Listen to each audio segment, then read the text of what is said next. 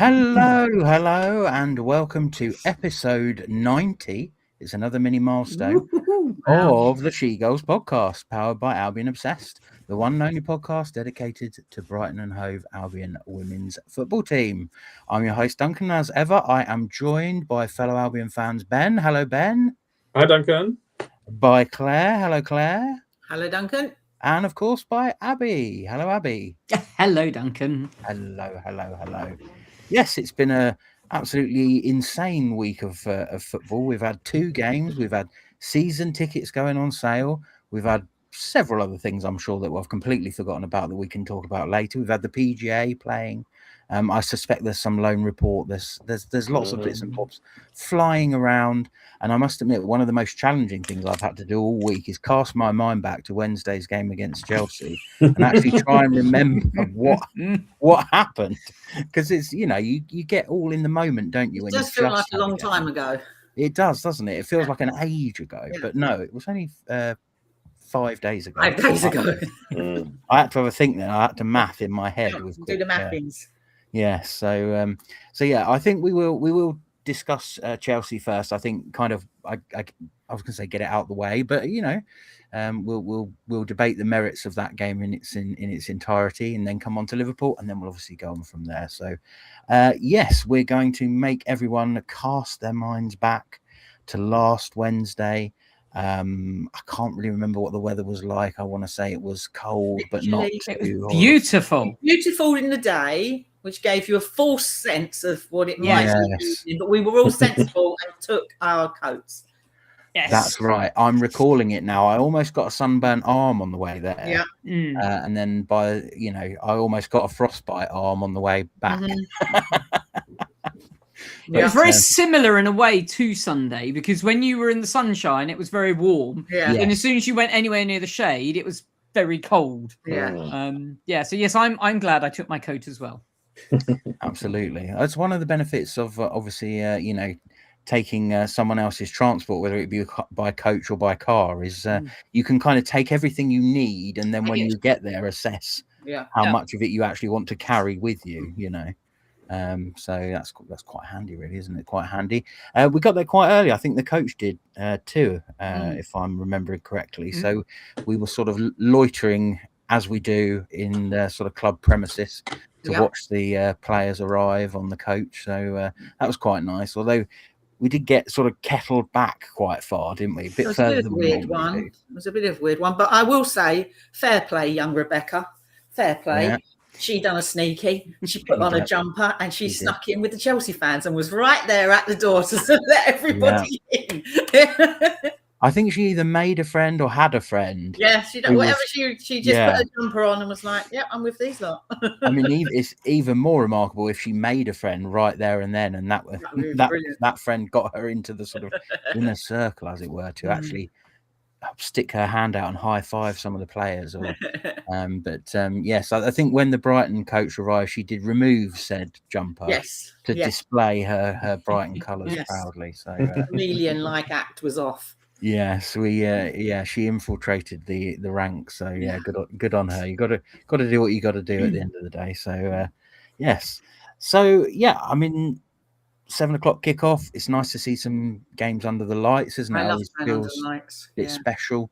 Obviously, Kings Meadow rather than Stamford Bridge, just in case anyone was wondering. It's quite. I quite like it there, to be honest with you. I don't know what you guys think, but it is a small ground, and actually the attendance wasn't particularly high. I think it was 2,500 off the top of my head, which is about what we get at the Broadfield, to be fair. But it all seems to sort of run as a well-oiled machine, and it's the views are quite good, and everyone seems quite friendly. Not as friendly as Top North, but Well, you say that. Go on. I was going to say you made a friend in a cafe. I did. Because whilst you were standing around waiting for players, the other Ben said, "That's back to me, isn't it?" Well, I can't remember which one's Ben, which one's Ben. But the Ben that was there he said, "Oh, I'm going to go and see if I can find a cup of coffee." So off he went. Then I got a call a minute later going, the cafe's virtually empty if you want to come and join us. And that was like my calling, homing beacon. So I went round to this very nice cafe, and for me, it just sums up what's lovely about women's football. If I had been at any other game, so men's game, what have you, with Brighton colours, walking into a cafe that's got a Chelsea flag on the window, Chelsea scarves around every picture and mirror, and a member of and Chelsea fans in there, you probably would have turned around and walked away. But we went in, had a very nice supper, and got chatting to a couple of really lovely people, one of which got a bit excited when the team coach arrived, because he was the person that unlocks the gate for them to get in. Mm-hmm. Hadn't paid for his supper yet. So that was quite amusing. But we had a lovely chat with Steve, and he said he's going to listen to the podcast. So big shout out to... Oh, shout out, Steve, yeah. Hello. If you're listening or watching. Yeah, and it was really nice just to sit and talk football with somebody who, was from a different team, but knew about us, knew about, obviously, his team. And we just had a really nice, respectful conversation about where we were in our respective journeys and this, that, and the other. It was absolutely lovely, and it really just started the evening off. And Claire was right. The hot chocolate at Kings Meadow is not to be beaten. I did tell you. I did tell you. It was a good one. Yeah. Yeah. Well, Charlie's saying it was ridiculously expensive and poor quality food, but he obviously didn't try the hot chocolate, I think is what we're... Yeah, I mean, I have to admit, I think the food was a bit lacking in choice-wise, and, I had the chicken strips and chips, and it was all right. Nothing special, nothing fancy, nothing that I wouldn't get anywhere else somewhere. Bog standard. But the hot chocolate, definitely worth the wait. Yep. Plus, you had Abby holding it for you as a sort of a... I did have my... I was carrier. Dedicated food, drinks carrier. Dedicated cup carrier, she was, yep. It was That's very what good. everyone needs. Mm-hmm. Yeah, that's very true. Yep. So, obviously, we'll come to the game itself. Myself, Claire and Abby were there. Ben, I think you've seen it subsequently. Yeah, I've seen it on the telly. On the telly box. Or the Compu box, one of the two. Mm-hmm. So I think let's start with Ben and give us your sort of thoughts on the game. I think the overall feeling we had was it was another game against Chelsea where we feel like we could have come away with something but didn't. Was that your feeling too? Yeah, I think so. It's one of those things. I mean, Maisie said it afterwards. So I think Matt Drabble sort of said to her in the sort of post-match video clip, "Oh, you've come here and you've competed with Chelsea," and she's like, "We don't come here to compete. We come here to win." And I think the other than that sort of interesting blip at Broadfield last year where they were kind of all out of shape and things and got beaten 3-0, I think we generally have done that against Chelsea the last few years, and I think it is kind of coming. I think there was, we had some really good chances. I think we had more quality chances than they had in a way, particularly that last sort of crazy couple of minutes where we're sort of getting corner after corner and hemming them in. But yeah, I mean, I think again it's one of those things. I mean, Sandy Baltimore was the difference again, but Sandy Baltimore is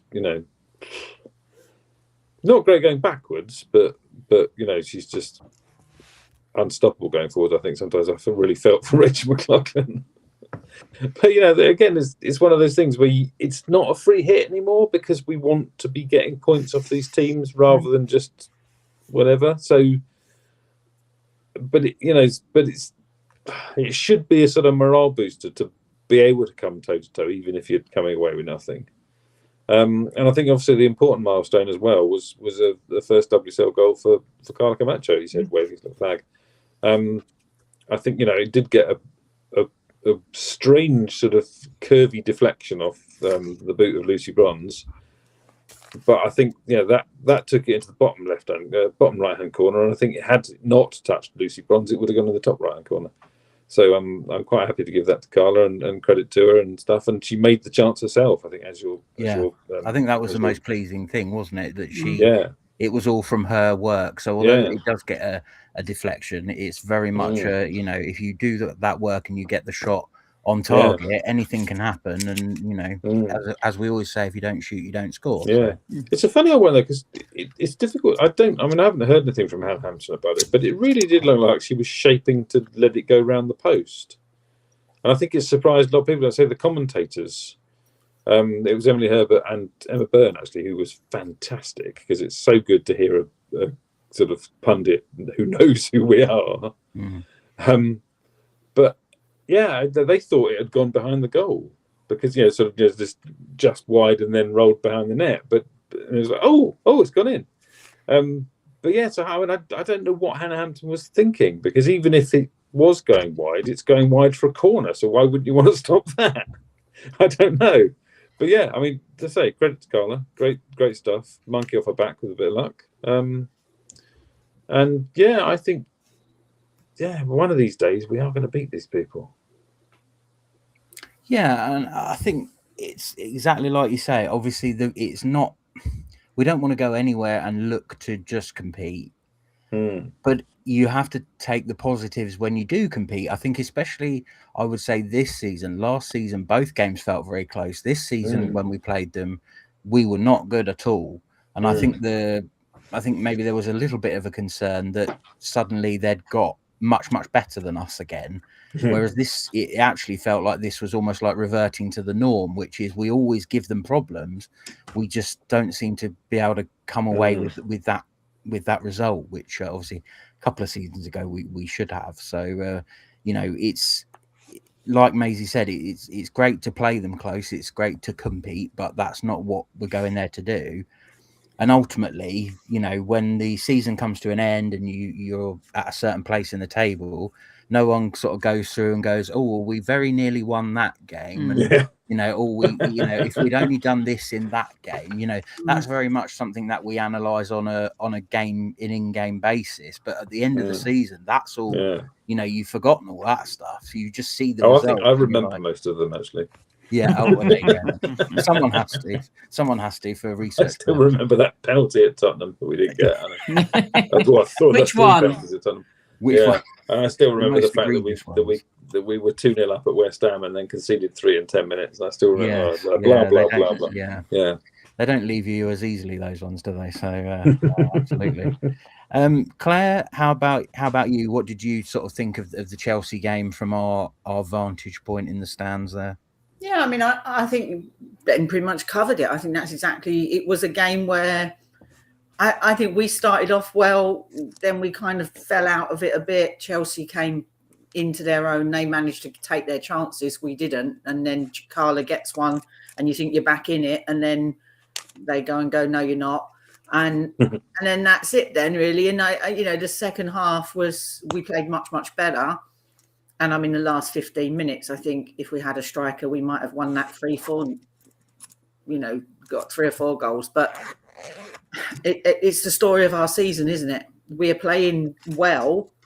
We're just not getting the goals that we need. And, maybe had we had Kiko playing, it might have been a different matter. They're all if, buts and maybes. We didn't have them. We couldn't have them. They might have been different had they had Sam Kerr there. Who knows? Do you know what I mean? So possibly, yeah. It is that sort of swings and roundabouts when it comes to things like that. And I think this season we just got to take it all on the chin, really, that we've been stifled since the start and we've never found a solution to it. So really, and I think we just have to take every little moment of joy that we can. And if that's just our team playing well but not getting the result, that's what we'll take. Because, we keep going to Chelsea and we'll keep knocking on the door at them. One day it's going to come. Yeah, I mean, I don't want to sort of go too far into the kind of rest of the season, but obviously we know that we've got a lot of tough games coming up. We've got Leicester on the weekend, obviously, which we'll speak about later. But after that, we are playing, I think, 4 of the top 5. Although, again, Spurs have not necessarily been as red hot as they once were. Yeah. But that is our last game of the season, so it's kind of like that. It's all going to be over bar the shouting sort of thing to a certain extent, especially for us clubs in the kind of middle. Yeah, well, we're just playing for pride on that day. Yeah, exactly. So I think you're right. It does become a little bit more about the performance. Yeah, to a certain extent, because we've really got nothing to aim for. I don't think at this point, given the results, obviously we'll come to the Liverpool result later on, but obviously many of you will know, having listened to this, it doesn't really look like we're going to be troubling sort of 5th, 6th, maybe even at this point, especially given the strength of fixtures that we have. So it really becomes about almost like building for next season. And I think, yeah. The only thing we've got in our favour really is we have to beat Leicester. There's no option with that. But all the teams in and around us have the same fixtures. Pretty much. Do a lot. They of are them all playing at least 3 of the top 4 or 5.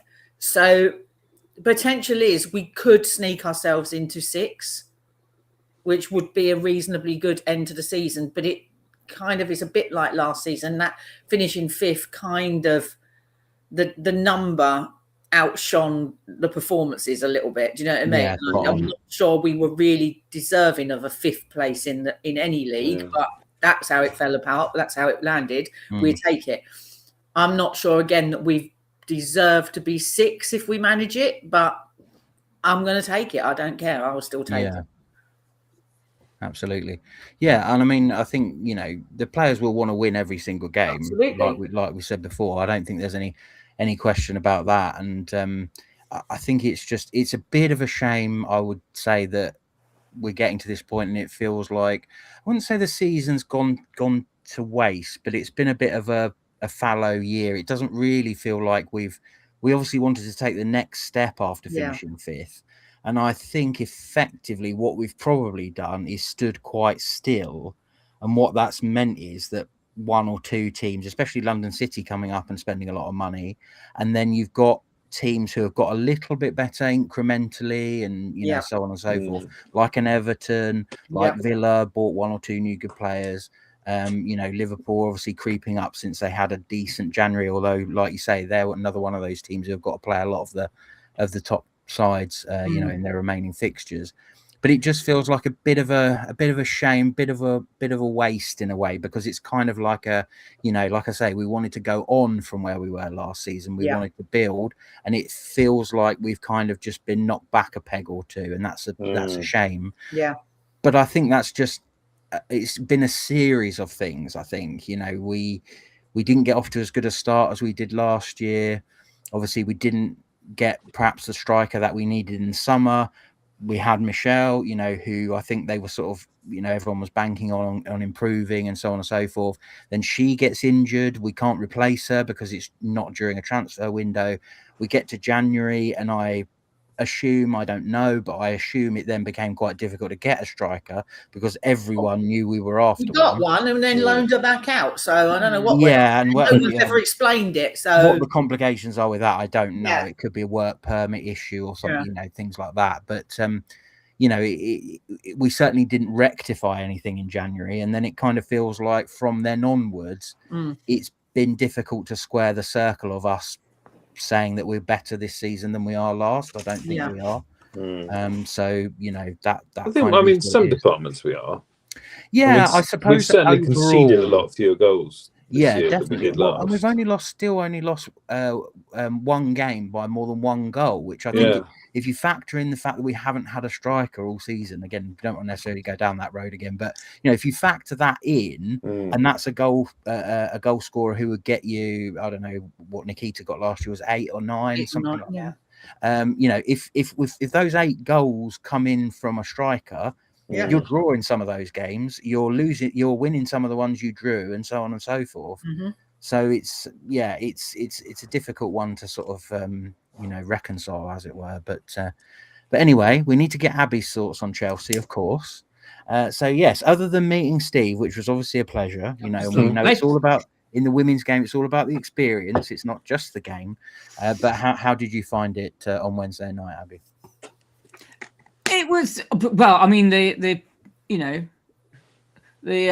awkward person in me says I found it by following my sat nav, but that's a pithy answer to buy me time. I know. How did you find your steak, madam? Here all night. I think I've got sound effects somewhere. Yes. But it was good. I mean, again, they scored the other end of the pitch, and I think we were just as surprised as the team were that had gone in. So it was a bit of a muted response. I have a little bit now more respect for Lauren James because she was quite sweet as she was walking past our fans, and they sort of, said hello, and she sort of waved back, and as she was wandering off with, That's nice. half a bag of ice shoved down her shorts or something. So I don't know what bit of her she's injured now. But yes, we did well. They didn't particularly have their strongest team out. We didn't potentially have our strongest team because, we've got people down in the Asian Cup and so on. I think we missed our girls as much as they missed theirs. But it was a good night out, and there is part of me from both games actually. So I might double myself up with this later. I sometimes wish we could start games the way we finish them. I think sometimes if we start, and that's what we did with Chelsea at Broadfield last season, and we got a draw out of it. We started with that intensity, and beat them, and they didn't know what was going on, and they went, "Oh my goodness!" and they were on the back foot. And I think if we could have started the game with the last 15, 20 minutes that we had. Now, I know you can't necessarily start with intensity. It's the same in American football where you don't always run the 2-minute offense. And I get all of that. But equally, there is a bit of an argument to say, well, if you started off and got a goal ahead or got 2 goals ahead, then you can sit back and take it a little bit easier and then play defensively and this, that and the other. But I wasn't dispirited. I think I almost felt a little bit better about that loss than I did Liverpool's draw. Well, I think it's another one of those. It's another one of those performances where you go, well, if we play like this on Sunday, then Liverpool are toast. Yeah, spot on. Yeah, if we play like this on Sunday, we should win that game. And I think a lot of people felt like that. I felt quite optimistic about the game against Liverpool. Yeah. That was sort of slowly drained away. But 100% agree. It's I've seen it before with England teams, with Brighton teams and stuff. Where they'll go goal behind, and then it's like they just completely turn the tables, and they're absolutely ripping the opposition to shreds. Can't necessarily score and capitalize on it. And you think, well, why weren't they doing that from the beginning? And it's so frustrating because I think to be honest with you, a lot of the time the coaches think the same thing. They're like, well, we're telling them to do the same as what they did at the beginning, but I don't, for whatever reason, a lot of the time they just can't replicate it. But what I did think is good is if you start off well, you do tend to bring the crowd on the journey with you. Whereas if you start slowly, everyone's a little bit like, we're not doing too well today. And then it kind of, we'll obviously come on to the Liverpool game, but that was kind of what I felt with that, is that the crowd only really got into it in the last couple of minutes. But then the last couple of minutes were when we were actually kind of having some chances and stuff. Yeah, so I think Maisie said that in her post-match interview about Chelsea. I've full disclosure, I watched all the highlights today and all the post-match interviews today, so I might get a couple of them mixed up. But she was very much saying that, it was great having the fans there, and we were, the last 2 minutes we were getting corners and we could really hear them and they really spurred us on.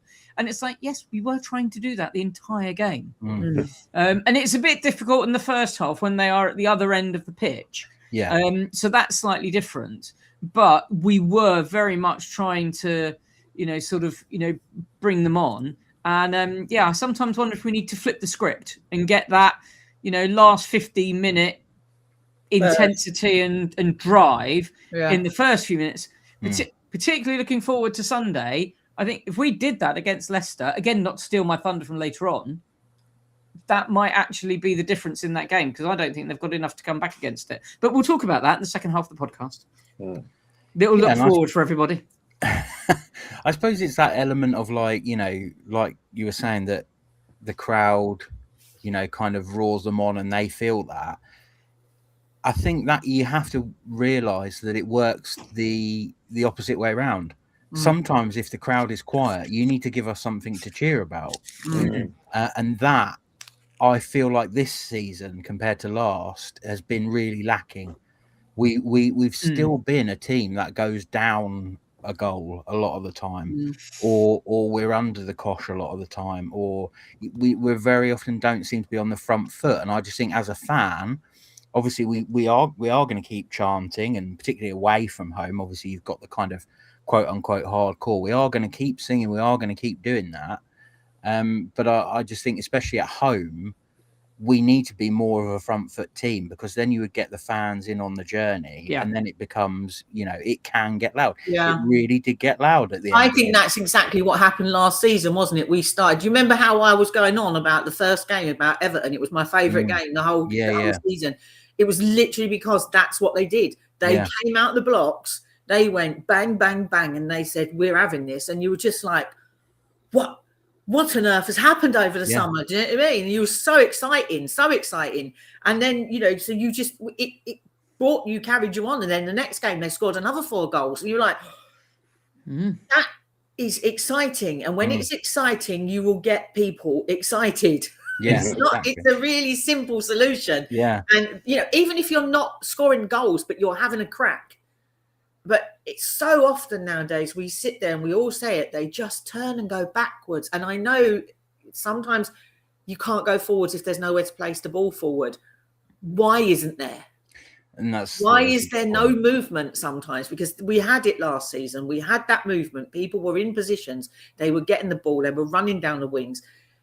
So many times I've watched our defence this season look up, and there is a player free, whether it's Rachel, whether it's Mo, whether it's Kiko, whatever. They're just standing in the empty wing, all on their own, nobody around them, balls straight to them, and they can run, and they'll turn and play it back to the goalie. And you're just like, why? Why can you not see that ball? It's so frustrating as a fan to watch that, and to then be expected to cheer that you just managed to not lose the ball in your own penalty box because you passed it across the box again and got caught out. Like, that's frustrating. Yeah, and it makes you nervous as a fan. And it should have been learned by now. Learned from it. But when you're nervous, you don't feel like chanting, to be quite honest with you. Like, especially, like I say, at home, we're not, away, it's a little bit different because everyone's kind of chanting anyway. It's kind of to keep everything going and ticking along. At home games, there can be quite long periods of silence, virtually. I mean, obviously it's better over in the east because that's where the atmosphere section is, and they do keep everyone going and everything. But certainly in the west, it can go very quiet. And but if the ball is kind of pinging around the back line and the occasional,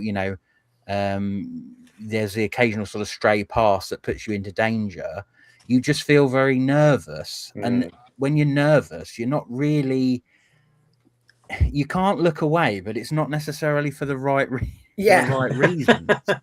Like okay, again, we're going to come on to Liverpool in a bit, but there's been a few games this season where you sort of you think, oh, that was quite a good game. And then when you look back on it, you think, was it a good game or was it just so close I couldn't look away from it? Yeah. Like I couldn't not be absorbed by it because I just was thinking, oh my goodness, I hope we don't lose this game. I hope we win, but I hope we don't lose, sort of thing.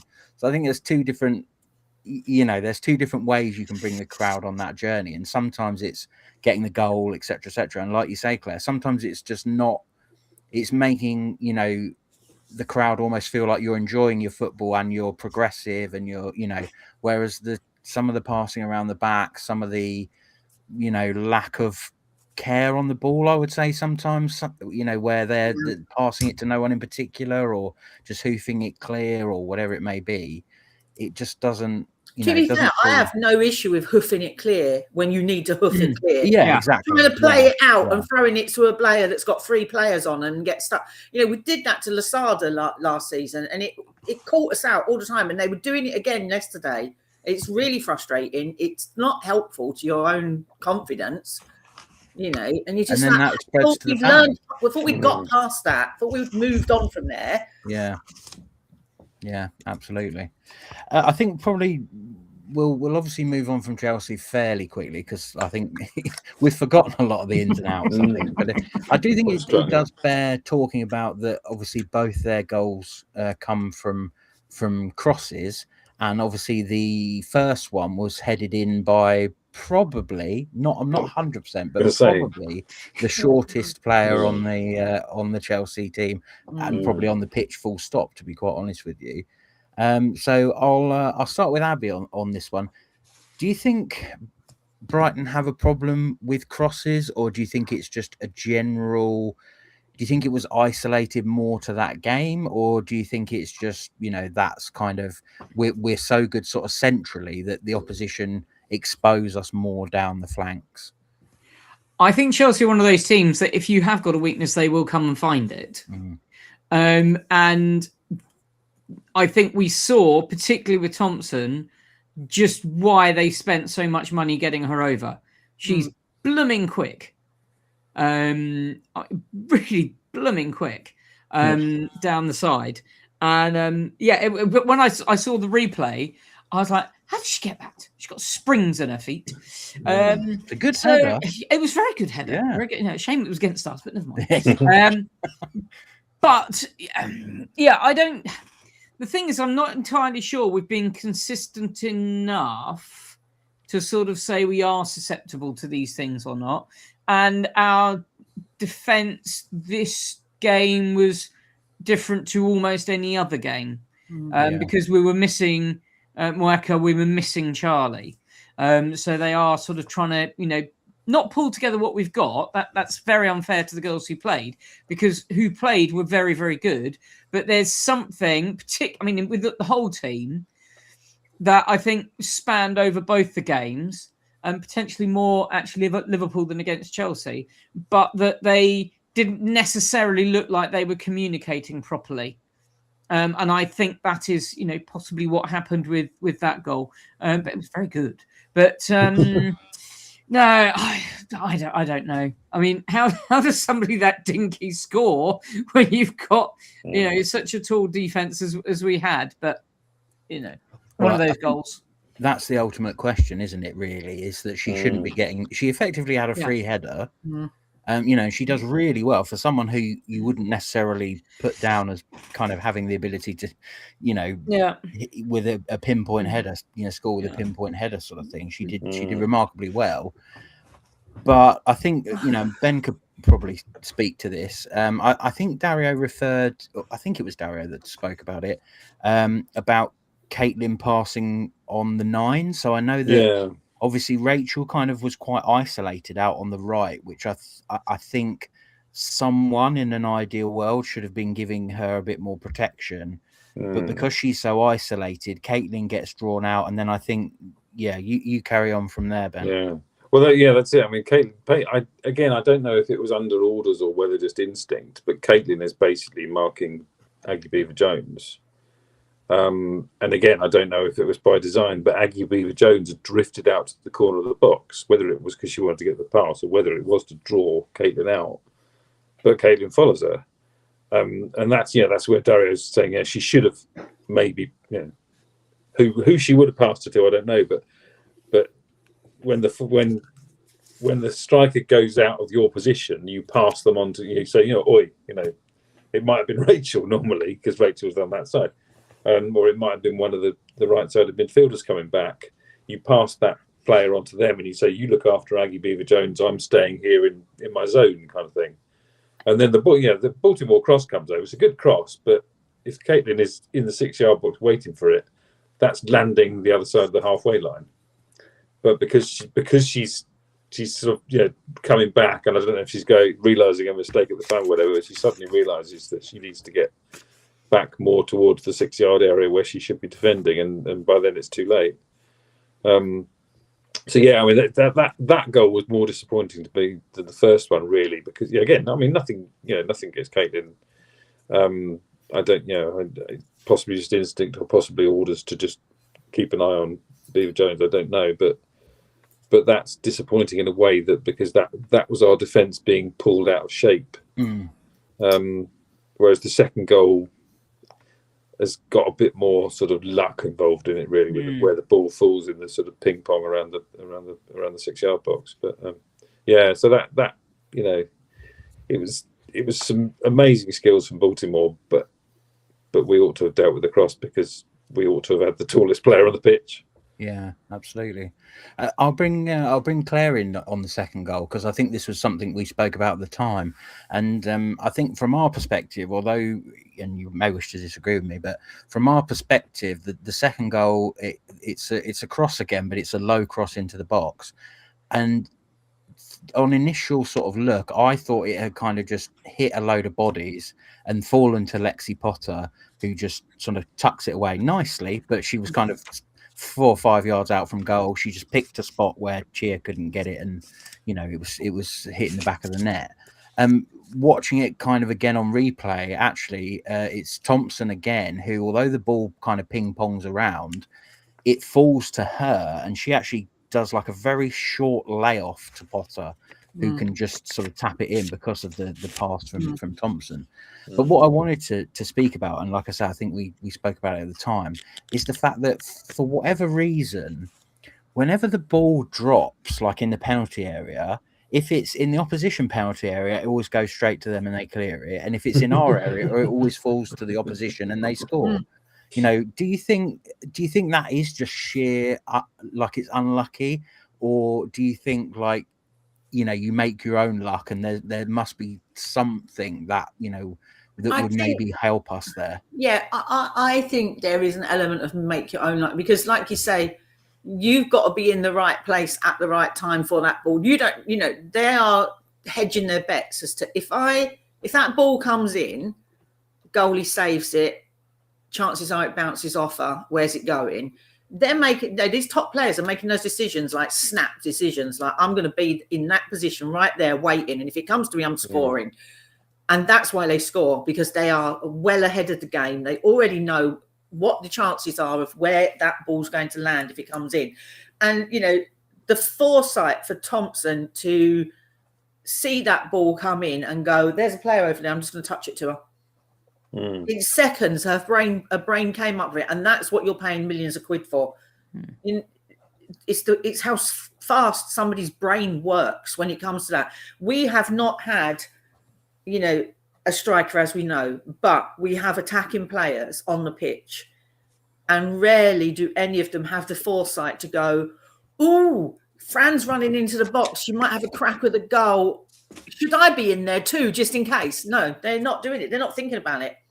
Or if they are thinking about it, it's 10 seconds too late. And then Fran, who did think about it, is having a go at them because she knew it. That's what, she's telling you should have been there. Why weren't you over there?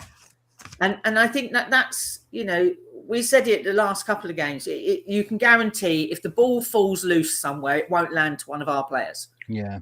But I don't think it's luck. I think it's our players just don't have the foresight to think about it and think, where can I put myself that's going to be really annoying if that ball breaks loose?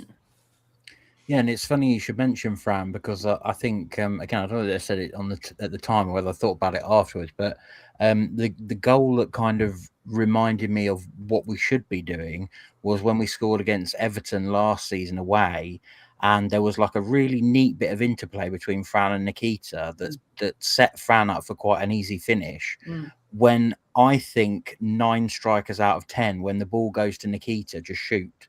But it was really intelligent play in a high pressure environment. She did the same against Chelsea last year as well. Yeah. Nikita had the ball, she had a shot, it ricocheted back, and she could have just turned and hit it again, but she didn't. Yeah. She saw Elena was running in and she passed it off. And that's why I keep saying we need players, just a couple, who have that level of experience. And composure. Yes, they are a step ahead when they're that experienced, when they've got that sort of footballing brain. And if they're in your team and they're showing the youngsters this is how you need to think, then the youngsters will start picking it up. But at the moment, we've got youngsters having to do that job and they haven't got it yet. They're not there yet. Yeah. And that's not really fair to them to a certain extent, is it?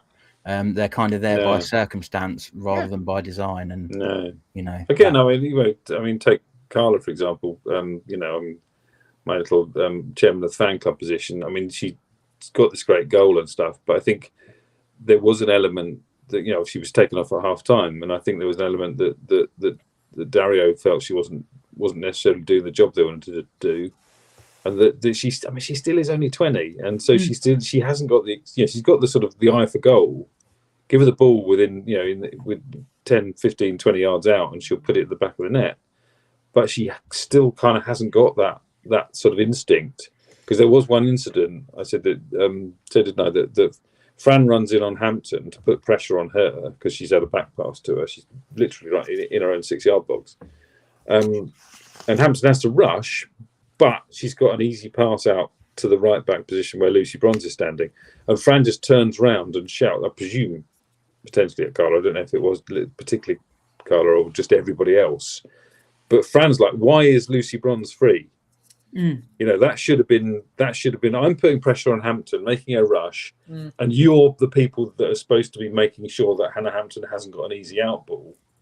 So we want Hannah Hampton to be putting it into the stands, or we want Hannah Hampton to kick it straight at me like Kinga Shemmick did against West Ham. That kind of stuff. We want Hannah Hampton to make a mistake, and she's not going to make a mistake if she's got an easy out ball. And I think again that whether it was specifically Carla or whether it was just everybody else, but obviously Fran's going, I'm pressing, why are you not pressing, why are we not doing this together, and why are you not seeing what I'm seeing? So that's the thing, isn't it? Because again, that's where goals come. That's where Fran's first goal against West Ham came. You've had those before where the keeper, either the keeper hits it at you and you get a tap in, or they have to sky it into the stand and you've got an attacking throw. So it's difficult, isn't it? And again, these kids. Carla's 20. Our captain is only 23. Yeah. Rosa Kafaji is she 22 now? Isn't she? Yeah. I think Rosa had a great game yesterday. There's just real talent, but it's not blended with experience yet. Absolutely. I mean, these guys are going to be great, but we've got to be patient with a lot of them. Absolutely, yeah, couldn't agree more. Anything more on Chelsea before we move on to Liverpool? Any additions or anything? I'm glad we don't have to play them again this season. Yeah, that'd be nice. Yeah, that'd be nice. We've just got to play all the other good teams. That's it. I mean, potentially the FA Cup final. FA Cup. You never know. You never know. Revenge. Yes. So let's, whilst we were, talking about things that happened in the Liverpool game, we may as well just move on to it. And obviously, we'll come on to speaking about the players that did particularly well, and some of the consistent inconsistencies.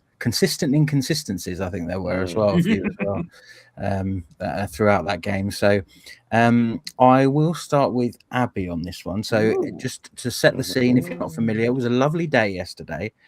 Sunday, 12 o'clock kickoff. Yes, we know. Yeah, not big fans in general, but it was a lovely afternoon to play football. Although the result, left a little bit to be desired for more than one reason. Lovely day to play football, but no goals is not always what you'd like on the forecast. So, Abby, how did you think the game sort of unfolded against Liverpool? And what was your sort of assessment of it? I think it's one of those games that actually, when you watch it back, is slightly better than it felt at the time. And it's very interesting. I watched two lots of because I'm very invested in doing chores for my good lady to sort of justify going to the football in the first place. So I haven't had time to watch the full replay, but I've watched a couple of the highlights. And if you watch, I think it's the BBC highlights, they were fairly down on us and how we performed. But then if you watch our highlights, quite understandably, we played really well and were very unlucky not to come away with a point. And just on that luck, just to put in another sporting little thing, I think, was it Gary Player who said, the more I practice, the luckier I get? Yes, I think so, yeah. When we're talking about making our own luck. Because, like I've seen somebody in the chat saying that, they thought Rosa had a really bad game yesterday. At one point in the stand, I would have agreed with you. And I think I did say that to Sam, or somebody was sitting near me. But then watching it back, I'm like, I'm not sure. I think she actually had quite a good game. I think some of the passes, like the one that Fran did to her, that went a bit wonky. In fact, I think all of our passing went a bit wonky. So I don't quite know why. I don't know if the pitch wasn't as they were expecting it to be and what they've practiced on. Because we have said this before, that when the pitch isn't quite right, our passing game can go a bit odd. Actually, wonky is quite a good phrase for it. I know at one point we were sort of saying, well, why are they watering the pitch when we got players sliding here, there, and everywhere? The Winter Olympics finished a month ago, and we've still got people sliding all over the place. And I think there were a couple of points where our players just slipped and didn't get the ball. And so on. But looking back on it, I'm actually happier than I think I was leaving the Broadfield yesterday. So a bit of reflection worked very well. I might be slightly less happy with the result if we don't do something against Leicester. But again, looking forward to the second half of the pod. It would have been nice to have got something against Liverpool. I think sometimes we lull ourselves into, well, the beginning of the season, they were rubbish, so we should easily beat them, forgetting that they've spent some of their Olivia Smith money. And they really have strengthened their team. And at one point, I really thought we are going to lose this to a goal that they nicked at the end. But again, I kind of wish they would come out with the intensity that they finished the game with. And I thought, and we'll probably talk about this later on, I thought some of the substitutions were a bit odd. And some of our players, Ollie, I would have liked to have seen come on a lot earlier, because I think she's got a real, not aggressiveness, but she's got an energy and a tenacity that sometimes I think we are just missing, certainly towards the end of the games. I'd love to see her come on and have a full half to really sort of harangue the opposition. But yes, yeah, that all sounds pretty much what I would have said, to be brutally honest with you. I think same as everyone else, I came away thinking we didn't play that well. I think obviously the highlights are always slightly rose tinted, aren't they? Because they're only going to show you what happens with the actual kind of, the end product, the shots, the corners, things like that. And I actually thought probably where Liverpool did sort of outshine us was in the other moments, where it was more about the effort of the press, restricting our chances, kind of keeping us penned in our own half. I mean, there were times when all of their players were in our half when we had the ball. I mean, that is concerning, and it tells you that they're not worried about the ball in behind. And I think that was brutally obvious throughout that game, that we were trying to find it, we were trying to get that ball there, but we didn't have anyone who could make that run. We didn't have anyone who, even if they somehow managed to get fortunate and kind of make the run, could actually get away from anyone once they'd kind of gone through. There are a couple where Rosa and Fran sort of found their way forward, but they were always caught up by Liverpool players or surrounded by Liverpool players, or and then it becomes a pressure situation, and you get instances like Fran kind of not misplacing, maybe just not hitting her pass to Rosa when Rosa was in a really good position. The ball, when you're running, you can't play a straight ball because it's going to go behind the runner. So Fran really needed to play it slightly further forward so Rosa could run onto it, and she didn't. But obviously Fran was under pressure. Rosa's got a player breathing down her neck, so she can't just kind of do whatever the heck she likes. And then we get a situation later on where kind of the results are reversed, whereby Rosa gets an opportunity. She sees a bit of daylight, and rather than go with probably the percentage thing, which would be to pass it inside to Fran, who's making a run herself, she decides to have a shot, and it basically goes out of the stadium. So I think there was a lot of one person would zig and the other one would zag, and vice versa. There was a lot of little bits of miscommunication, little bits where someone thought a ball was going to be played and it wasn't, or it was and they didn't think it was going to be, and so on and so forth. And it kind of all combined to where there were just some weird times where someone would just pass it into the middle of 5 Liverpool players or something, and you think, what has happened there? What is going on there? And I think partly you can put that down to the fact of, once again, we're having to make changes because of injury or fixture congestion or whatever it may be, international windows, so on and so forth. Obviously we've got a situation at the moment where 3 of our players are away for a scheduled cup tournament that takes place during our football season, which again, you can debate the merits of that. It's happened. That's what it is at the end of the day. But it's like, and obviously Liverpool had Nagano out of the squad for the same reason. She was playing in the Asian Cup as well, so it wasn't like they were at full strength and we weren't. But it's kind of like every time you have to change the team, every time you have to change the shape, it looks like we've started playing with a back 4 again instead of a back 3 with 2 wing backs and so on and so forth. And it feels like that. It feels like we're a team constantly in flux, whether it be system, whether it be players, whether it be, having youngsters in the squad, but they're not, and so on and so forth. And it feels like that's coming out in the game. We're just not we don't feel like we're playing as a unit. So Claire, what do you think? Do you think at this point, obviously give us your thoughts on the Liverpool game, but do you think there's actually much in the remainder of this season that we can do to kind of put that right? Or is it just, it's kind of our own making sort of thing? I honestly think we're done, mate. I think that's it. I think we've cooked. And it's just pride now. I don't know. It feels frustrating for me because yes, there was supposed to be the WAFCAM as well as the Asian Cup. We know they're coming up. We know they will be playing when they were supposed to be playing, and we know which players are likely to be going. And we still did all in the transfer window to make sure we had cover for that situation. We just didn't bother. And they can say, well, we looked for this and we looked for that. Put your money on the table. It's the only way you're going to get a player in this game now, right? The game has moved on from freebies. We are now in the realm of £1 million players.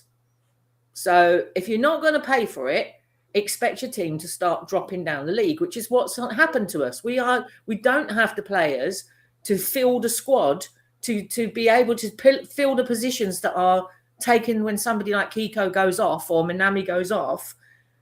Any injury now, and we could be a little bit buggered. We are struggling already to fill the spaces. We've got to hope now that Kiko and Minami and Charlie come back fully fit, ready, raring to go against Leicester. Like, that's mental. That is really mental. And I just felt like, yesterday the players looked tired. They looked a bit knackered. Most of them are coming back from injuries, Becks and things. They're not fully fit yet. And we're expecting them to go out there and run their socks off, which they did. Fair play to them. They actually run their socks off. And I just think, they're all playing out of position. Rosa played in every position up front in the first half. Never mind the second half, the first half. She started on the left, then she was on the right, then she was down the middle, and people are moaning that she couldn't get a shot on target, or she was just off. Give the girl a break, mate. She had 3 or 4 really good chances, and on any other day she scores all 4. Any other day. Yeah. Little hook over the goalie misses it, she scores. That one that Fran passes, Fran should really have just had a crack at it rather than try and pass the ball. Because there is a very small gap to get that ball in for Rosa to slide into it. So Fran should have just given it a go. Because again, if Fran had had a go, goalie might have got it. Rosa was in position to knock it in. Like the one time that somebody had the foresight to run in, she did it. So I think it's really unfair that actually to say she had a terrible game. She didn't. She had terrible passing to her, and she had very good defensive players in front of her. And I just think, yes, it wasn't the prettiest of games. It wasn't the most entertaining. It's annoying that, Liverpool were the worst team in the league at the start of the season, and we've only drawn twice with them. That's annoying. But that's what this season has been. It's been like that all season. I don't know why anyone's surprised. Yeah. I think it just goes back to that thing of like the decision making and how comfortable you feel in certain positions and stuff like that. And you know, it just felt yesterday that whenever there was like a crucial decision to be made that would lead to a goal or an opportunity, we always seem to make the incorrect one. Yeah. You know, and but I think you also have to acknowledge that in the right circumstances, with a good, strong squad, we're in form, we're well rested, etc., etc., etc., that people will make better decisions. But you equally have to, you know, say that that is not always going to be possible, and therefore you need a core of players who week in, week out, whether Kiko's away in the Asian Cup or Cheers away or whatever, but you need players who can still get it done when they don't have, you know, that player there. And I think that was probably what I found like a little bit concerning. Sometimes, you know, I've heard obviously Dario speaking pre and post match press conferences, and you know, obviously Kiko is missing, and she is our quickest player. She is kind of like our biggest, you know, threat going forward. Yeah.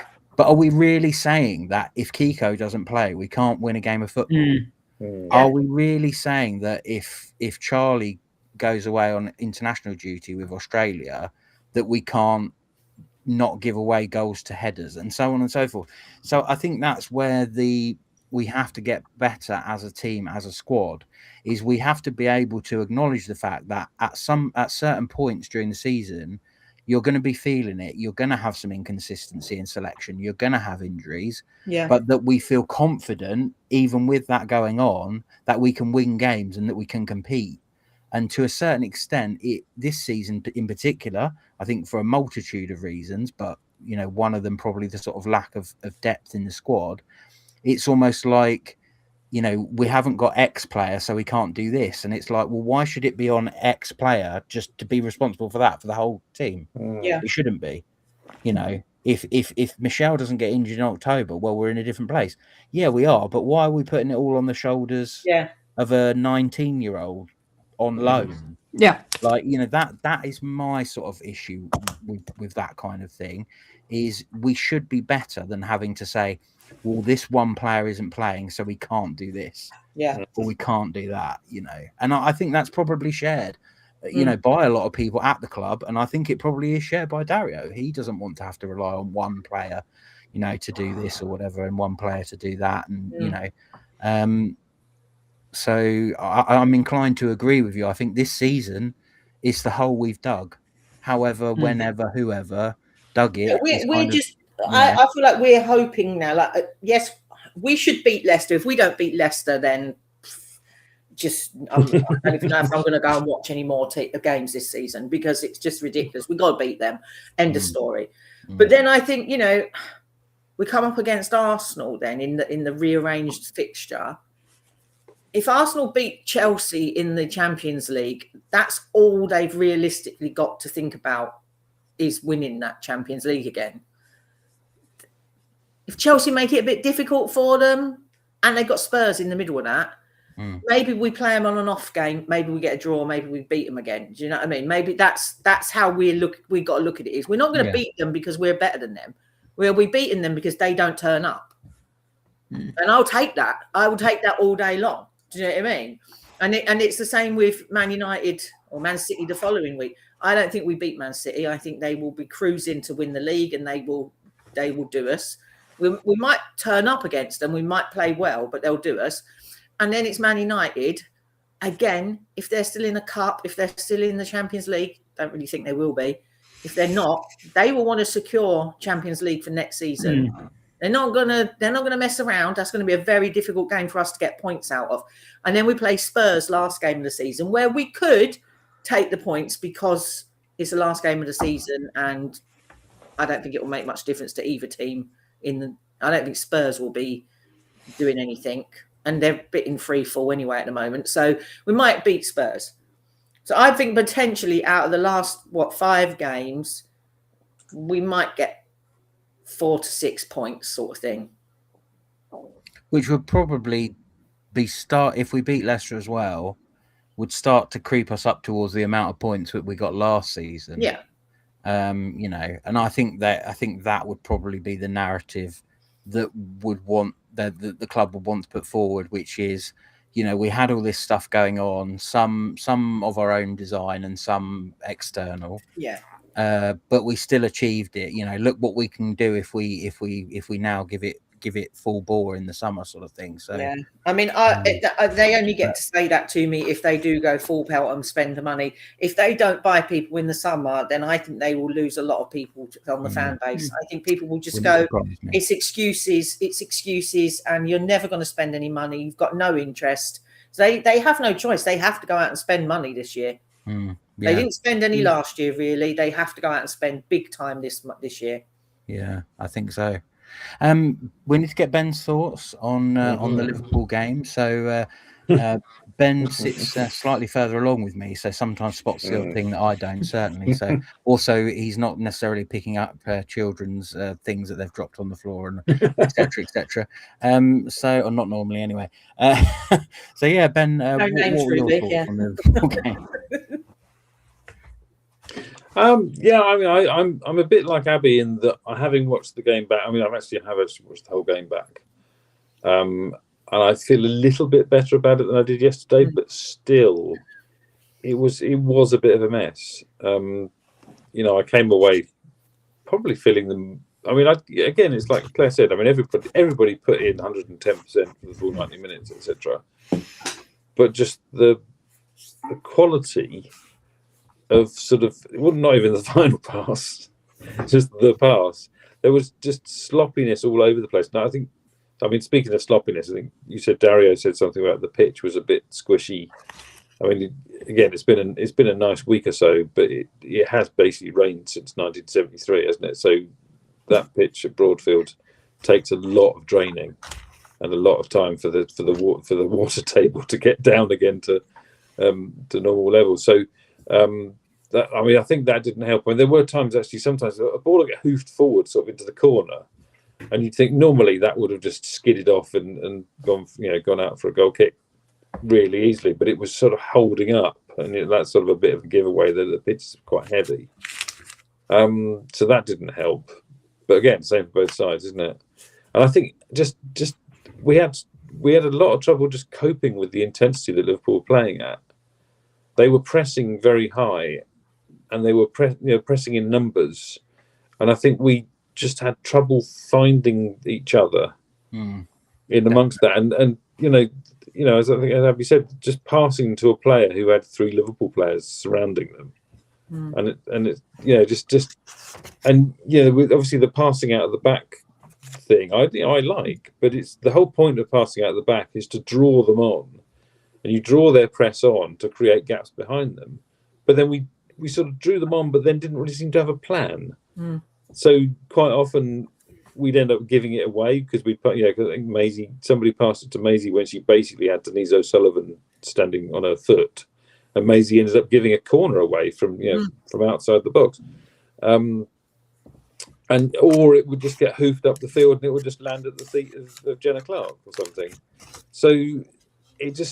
There was a real lack of sort of continuity and stuff, and then as you say, we get it up the field, and either we get it to the corner of the box, and somehow 4 passes later it would be at the feet of Cheer on the edge of a box again, or whoever just like I say, if a pass was on, they'd shoot, and if the shot was on, they'd pass, kind of thing. It just nothing seemed to be going right for us at all. I think I do take Claire's point about Rosa as well. I think that she was putting a hell of a lot into that, and I think sometimes Rosa normally plays on the left, and I mean she's got a good left foot cross, but her shooting foot is her right one, and so she's on the left, and she either takes you to the byline and crosses, or she cuts inside and either hammers it into the top corner, or that one she got against West Ham where she just floated into the top corner.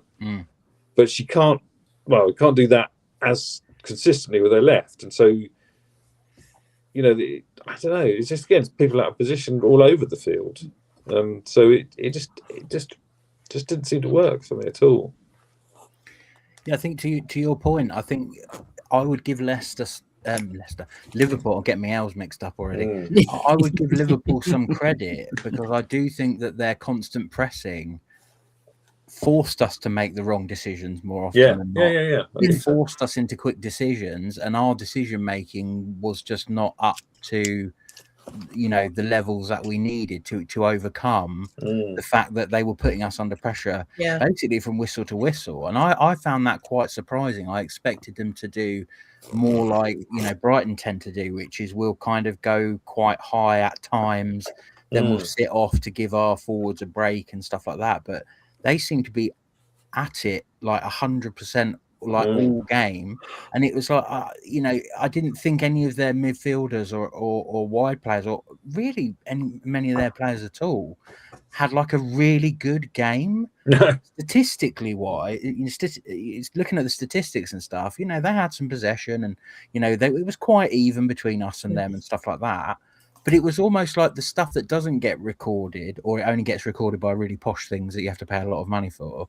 It just felt like they were like always around us, always making us do the wrong thing, always ready to get the ball back when we misplaced a pass and everything like that. And I think although they didn't necessarily themselves do a lot with it, they did a great job at spoiling what we were trying to do. Yeah.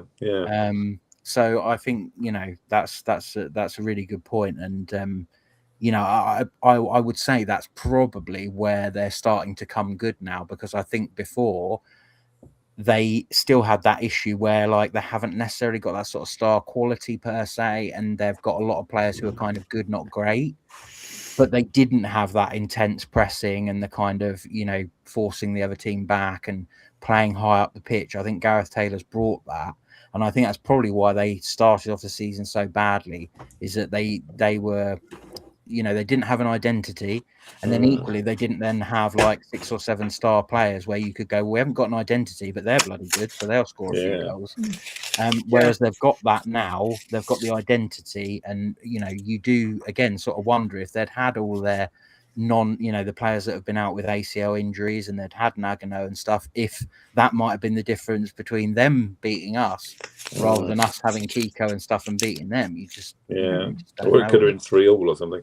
Yeah, exactly. You just, you I think, know. I mean, that's, again, as Abby said, the substitutions were sort of quite confusing, and I think a bit safe. As I was saying sort of before, when I was sort of trying to articulate it in my mind, I think that's what I sort of come up with, that because Maddie, I mean, again, it's sort of 2 off, 2 on, but specifically Maddie went off and Maylis and Pome came on. And you think, well, hang on a minute, you're taking off the centre forward and putting on a right back. But obviously that meant everybody moved around, and obviously, you know, Maylis went in behind Rachel McLaughlin, and Rachel McLaughlin went up on the right wing instead of being, and it almost went to a back 3 actually after a while. But also, you know, and then Bex went off as well, and Nadine Nordam came on, and you know, Nadine's solid and basically is good at keeping the ball, and is also good at getting the ball back and things. But you're thinking, well, if you're looking to win the game, you know, you've got Carla on the bench and you've got Ulag on the bench, and you think, well, you know, that's the dice you want to roll if you want to win the game. You bring on Nadine if you don't want to lose it. So that sort of struck me as a little, not negative as such, but just a bit safe and a bit kind of we've got a clean sheet, let's keep it. But I think, you know, I mean, Maylis coming on was an absolute inspiration, because again, Rachel McLaughlin loves to, you know, get her a claymore and stuff like that. She loves to go marauding, and Maylis was, I think, a couple of times it sort of just drifted out and stuff, and again, Rachel, I think, couldn't really use her pace so much because of possibly the surface again, but those two together, you know, sort of finding each other, lovely sort of long searching balls into the sort of Kiko channel. Maylis was great, and then obviously in the last 10 minutes to go, Silag gets put through, and she's escaped. She's escaped Manu Venegas, and Maylis makes this incredible diagonal run, and just takes the ball away from Silag, sort of, you know, in the box. You know, she mistimes that. You know, she's getting she got a silly yellow card, so she's getting a second yellow, and it's a penalty. But she just times it so perfectly, and and then obviously the very final, pretty much the final kick of the game is Maylis clearing it off the line. So, you know, wow. And again, she was only on for half an hour, but why was she not in the list of the player of the match? I don't know. But yeah, I think it just I don't know. Like I said, it just seemed like we were protecting the point after a while. Yeah, because we haven't had one for a while. Yeah, and I think there could be an element of that. I think you also, I mean, even though, like you say, maybe the substitutes were kind of protecting that point a little bit, they still nearly scored in the last minute. And if they had, they would have gone to just 2 points behind the Albion. And bearing in mind, like we've said before, we're playing 4 of the top 5. Would you have been shocked if that game had swung their way and they'd gone 2 points behind? It would not have shocked me if Liverpool finished. I know they've got a difficult end to the season, but they're on the up. They would have been on the up. They would have, they've had good form recently. They would have just beaten Brighton away. And yeah, they're going and playing some of the tougher teams in the league, but they'd be on a roll. We're not on a roll. We're not on I mean, that's what I was saying to you earlier is, we would have been at that point, I think, 3 or 4 games without a win. And to then go to Leicester, you absolutely 100% need a win there. That would have been to then lose. If you lose at Leicester, or you only get a draw at Leicester, and then you go on and lose the last 5, that's not a good way to be ending the season as a manager, or as a player. Do you know what I mean? Like, there would be a lot of things that would need to be talked about at that point, which no one wants to have that conversation, because I don't think we're a team that needs to have that conversation. But you could feel that there would be pressure on Dario, on other members of the management team, that how has that happened? How have we gone from being 5th to dropping almost into the relegation zone? We're 9th now, aren't we? We're 9th at the moment. I mean, it's we're 9th, but we are 3 wins clear, I think, of. Oh yeah, well, I don't. You know what I mean? Like, I don't think we will drop now. But had we lost against Liverpool yesterday, if we lost against Leicester, and then you've got to go and play Arsenal, Man City, Man United, and Spurs, you're in a really, really different situation. So I don't like it that we played for a draw. That's what it felt like in the end, that we were playing to just secure a point. But I understand it.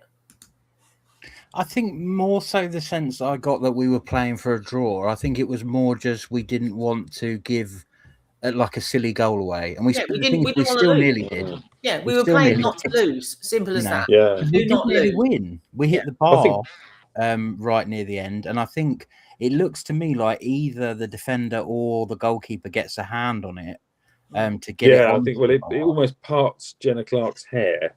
And then Felt gets fingertips to it. Whether it maybe would have hit the bottom of the bar and maybe gone in or maybe not, but it still would have. Absolutely. Well, and that's another example of the classic. It didn't bloody fall to us. It hits the bar, bounces out, and falls to them to bloody clear it out of the way. And you're like, for goodness sake, like, I think they did. I think we did have tried to get a couple of shots away from one of the corners. I don't know if it was directly from that one or whether it was. I think we had another corner, didn't we? Where I think Maisie hits like quite a straight shot and he hits one of the Liverpool defenders sort of square in the legs. Unfortunately, again, because if it hits the edge of her legs or something, it probably goes in. But it hits her square on the legs and bounces clear. And and you just think, oh my goodness, just very occasionally, I'd love to win a game just with like. Maybe just getting the rub of the green, an even game where we just get the rub of the green. It feels like we just never, if it's even, we're either going to draw or we're going to not get the rub. We're going to get the opposite of the rub of the green. I think that, again, the final minute really almost summed up the game in that, that it was just Liverpool being really alert and on it, and our guys just sort of almost trying to see the game out and think, because Mo Wallace-Luggas plays a sort of not even massively wayward pass to Manu, but she can't get to it and it trickles out. And then they're sort of going, oh. But meanwhile, obviously the multi-ball system, the Liverpool player picks up the ball off the cone, which I did notice that Rachel McLaughlin was very good at this week. Picks up the ball off the cone, throws it to Silag, and she's basically one-on-one with Chia. Yeah. And that should have been 1-0. game over in the last minute. But then she hits quite a lame shot. But then I don't know what happened to Chia, because she sort of fumbles it and it only just goes wide, and then it goes out for a corner, and then that's the thing they almost score from, and Maelys has to see it out. So it just, like I said, it's just they were on it. They were whistle to whistle, weren't they? They were just absolutely on it. It actually reminded me, I think, wasn't it the Liverpool game away where the player sort of like, she sort of sliced the shot and Chia had almost sort of fallen over already, and it trickles in. It almost reminded me of that. It's almost like with Chia, if they mishit it, she's so she's trying to anticipate it so far in advance that if they mishit it, she's already like moved for where she thinks it's going to go, because it's literally like, they'll have a really good shot and she'll come out of nowhere and save it, and then they'll scuff one off the bottom of their toe or something, and then she's almost like, what the hell's going on there? It's going to go in, which is crazy. I was going to save that in the top corner, but it's just trickled down the middle. Yeah, I mean, this one, I'd have to see it from all, from exactly the right angle. But to me, it almost looked like it was either going to hit the post or go wide. And she almost scooped it up and over into her own net, and just somehow it goes just really strange. She sort of looked at the studs afterwards. I don't know if he sort of slipped over or got a foot caught or something. I don't know. It could be, and that could be the pitch again. You spoke about it. I mean, that goal's got form actually. That end. Yes, exactly. Yeah, that's where Alicia Lehmann's sort of lame thing dribbled over Melina Lux. Outstretched hand, last season. I mean, essentially, Dario said, like, to look at it, the pitch looked okay. But he said, like, once they were kind of out there and in their boots and stuff, it was like very sort of like boggy underneath the sort of top layer. And he said, like, it was very, like, the ball wasn't really running true. And he said you could see, like, a few times, I think Manu a couple of times got the ball sort of stuck under her own feet. I think Marissa did once or twice. And probably some of the other players we didn't notice, but, like you say, a pass is a bit under hit or over hit, or, it doesn't run true or whatever. So, but like you say, both teams have to play on it. I would say, actually, on the subject of surrounded by Liverpool players, there was somebody, I can't remember, it might have been Mo, because it was off the left wing, sort of towards the end of the first half. They played this sort of diagonal ball towards Maisie, and there were like 15 Liverpool players. And it was like, wow, what are you doing? And Maisie just ran so gracefully through the middle of them and came out with the ball. It was just like, whoa. I must admit, and I think this is like the profile of player that Brighton probably lacks. I think one is we need more pace, because, like, as Dario spoke about, and I think we all acknowledge, if there's no Kiko, there's no pace actually. And I think the other one is someone who will run and dribble with the ball. Because actually, the biggest success we had breaking through the Liverpool lines was when a player like Manu looked up and went, oh, no one's trying to tackle me right now. I'll run with it. And then she'd get like all the way to the halfway line. Or like you say with Maisie, you saw an avenue, she went for it, and Liverpool like, oh, what's she doing? Who's picking her up? Blah, blah, blah. Whereas like when we were trying to pass it to each other, they're like, oh, well, we'll just wait until they get a bit ambitious for their own good and just pick up the loose ball sort of thing. I think that there's a couple of areas that we could do with some players. And I think in general, I think Yelena is very good on the ball. I think we'd all agree she's pretty good on the ball. But I think, again, if the pitch was a bit bobbly and stuff, that probably wouldn't have helped her.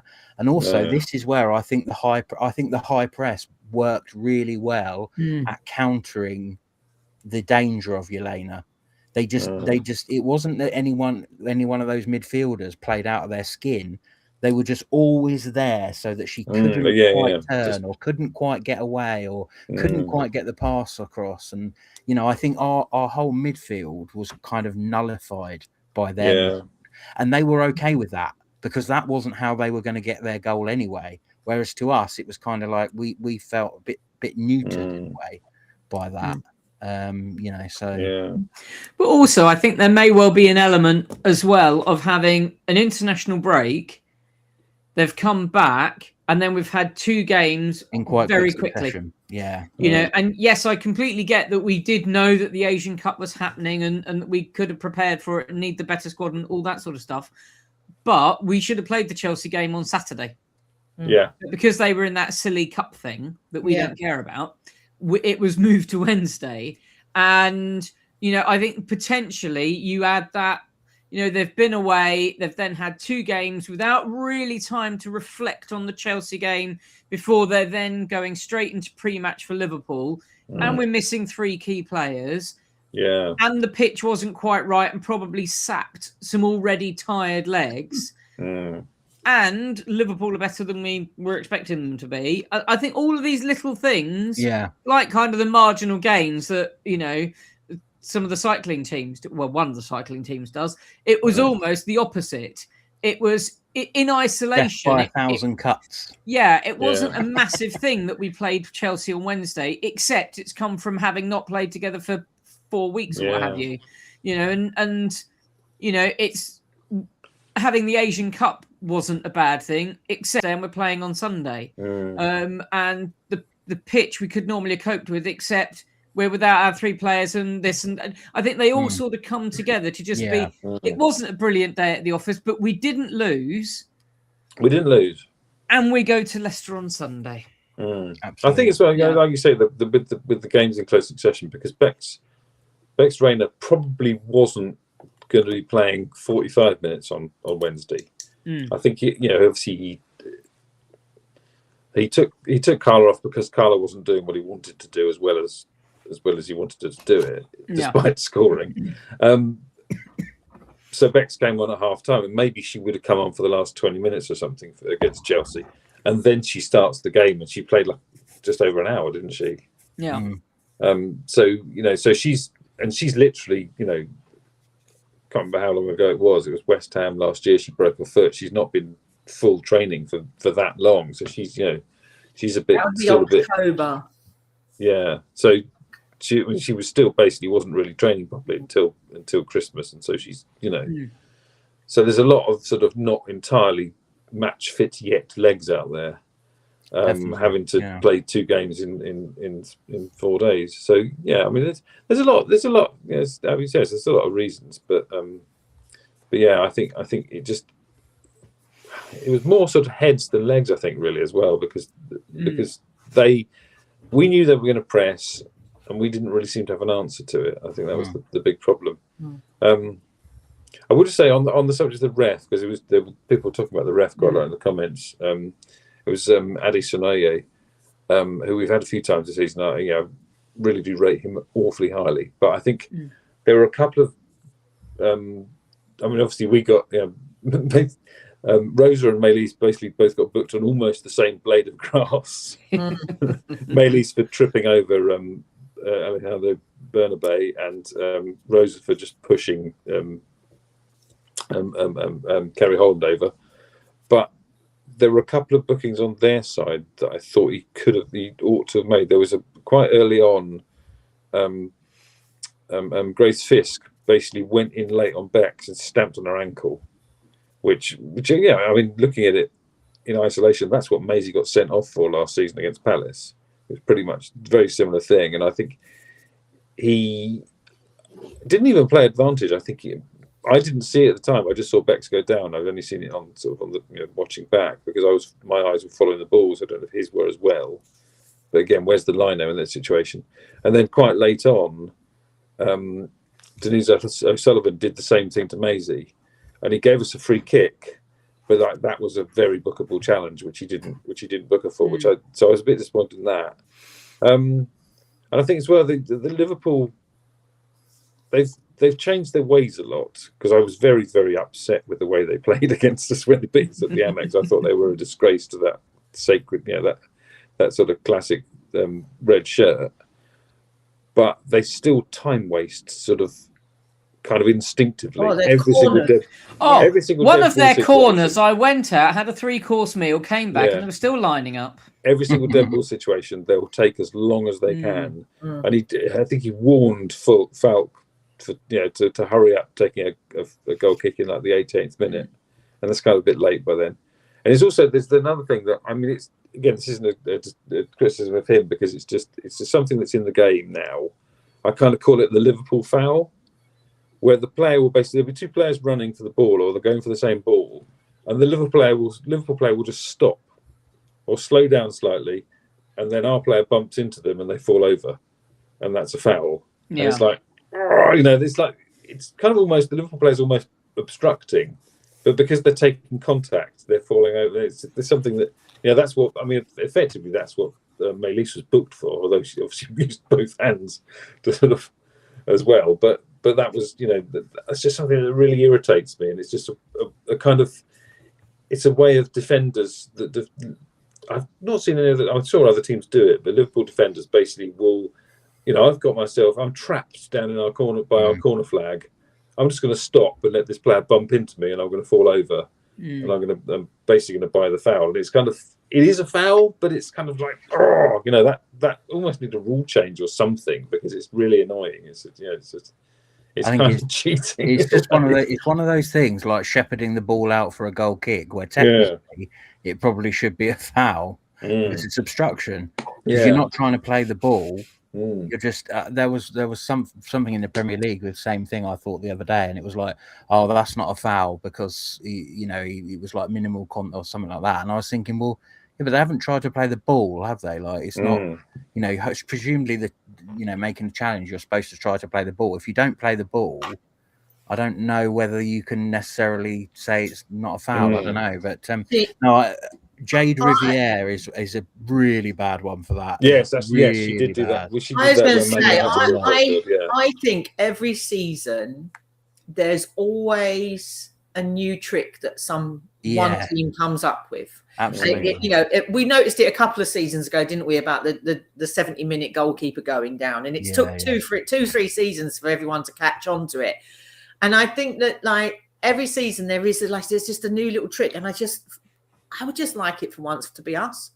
Yeah. I'd like us to come up with the slightly cheating, but not really. It's in the rules. We're allowed to do it. It's gamesmanship rather than cheating. I just think like our very first everyone podcast, does it. can you remember? We need to do it. We need to find something that we can do that's just a little bit gamesmanshipy, but we can all get on board with and cheer it on and be like, because I'm all for it. Do you know what I mean? It's part of the game. If you can find your way around a rule and make it work for you, why not? Everyone else is doing it. Yeah, no, that was our very first podcast was basically the subject of Liverpool's gamesmanship, wasn't it? Yes, it was. Yeah. when that was the referee as well, wasn't it? When she rolled the ball backwards for the opposition. Yeah, that was quite nice. I mean, we'll obviously move on to Leicester, but I think it was a real mixed bag on the weekend, and it could have gone either way. And I think I said in my review, it was kind of like a 6-pointer for both teams. So shock horror, it was a draw. Neither team gets 6 points, but I think, again, for Brighton, we have another 6-pointer coming up, which is, this game against Leicester, by sheer virtue of the fact that they're kind of the one team that we, excluding the fact that obviously we're quite biased, I don't know if people have noticed or not. I don't know what it will give anyone that idea, but, I think we would be bookies' favourites to beat Leicester. Not sure we'll be bookies' favourites in any of the other remaining games this season. So sort of given that fact, and we've spoken about the fact we're on kind of quite a long barren streak, a couple of draws, but obviously majority losses recently. It makes it all the more important that we get those 3 points and keep Leicester down, in the table. I don't really think they've got a legitimate chance of pulling it round at this point. I'd be shocked, because I do genuinely think they've got the weakest squad in the league. So I think even if somehow they manage to beat us, I still think they probably lose the majority of the rest of the games for the rest of the season. So, be that as it may, for us, we need not only the morale boost of the win, but we also need to, keep Leicester down there.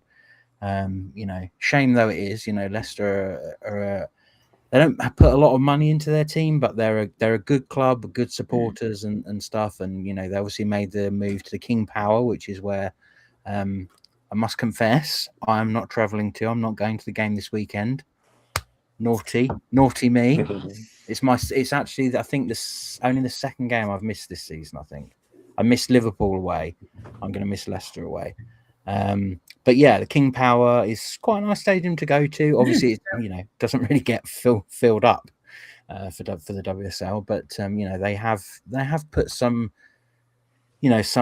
thought behind their women's program. Although obviously, like we say, they don't necessarily have the sort of money to really back it to the hilt.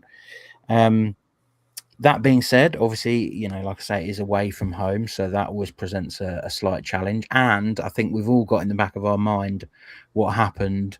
I think it was last season. Last season, where they went 3-0 up, and then they were able to they were already parking the bus when they were 1-0 up, never mind 3-0 up. But Brighton did come back. I think by virtue of the fact that Leicester didn't get out of their own half in the second period, but obviously the damage had already been done by then. So who haven't I started? I don't think I've started with you, Claire. No. Give us your thoughts on the Leicester game, and what you'd be beyond the sort of 3 points. What are you looking to see sort of Brighton come out and do? Absolutely pummeled them. Love it. Like what Abby said earlier, this is a team where you do not have to go up there and be timid. Go up there, get your foot on that ball, and go at them. Absolutely go at them for half an hour. Get 4 goals. Thank you. 4-0's my score. Win it in the first half. Then you can faff around, do whatever you like in the second half, because they are not coming back from 4-0. But if we go up there and we try and be all respectful and give them a little bit of we have a slow start and give them a chance. If they get one sniff and nick a goal, they will just put everyone on the back line and they will hold it for the whole time, and we will not get a sniff. We do not have the players to break down parking the bus. We haven't got it. So we need to go at them. We need to throw everything at them. Put Ula on, put Carla on, I don't care. Put 6 bloody strikers on. Every kid in the academy that can score a goal on, and score 4 goals quickly. Just end it. I'm done if we don't beat this team. I am done. I would love it if we beat them. Got it. We've got Kevin Keegan, I'm telling you. Bit of Kevin Keegan there. Bit of Kevin Keegan. Yeah. How about you, Ben?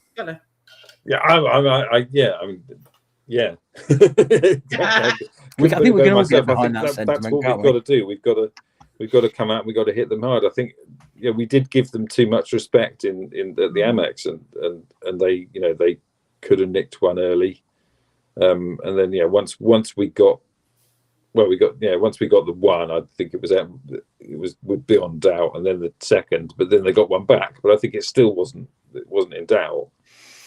But I think had they got one in that 15-minute period where they came out of the blocks faster than we did, then it could have been a different game. So we have got to come out of the blocks, and we've got to blow them away, like we have done, like we did for Arsenal last season, like we have done West Ham at the beginning of the season, that kind of thing.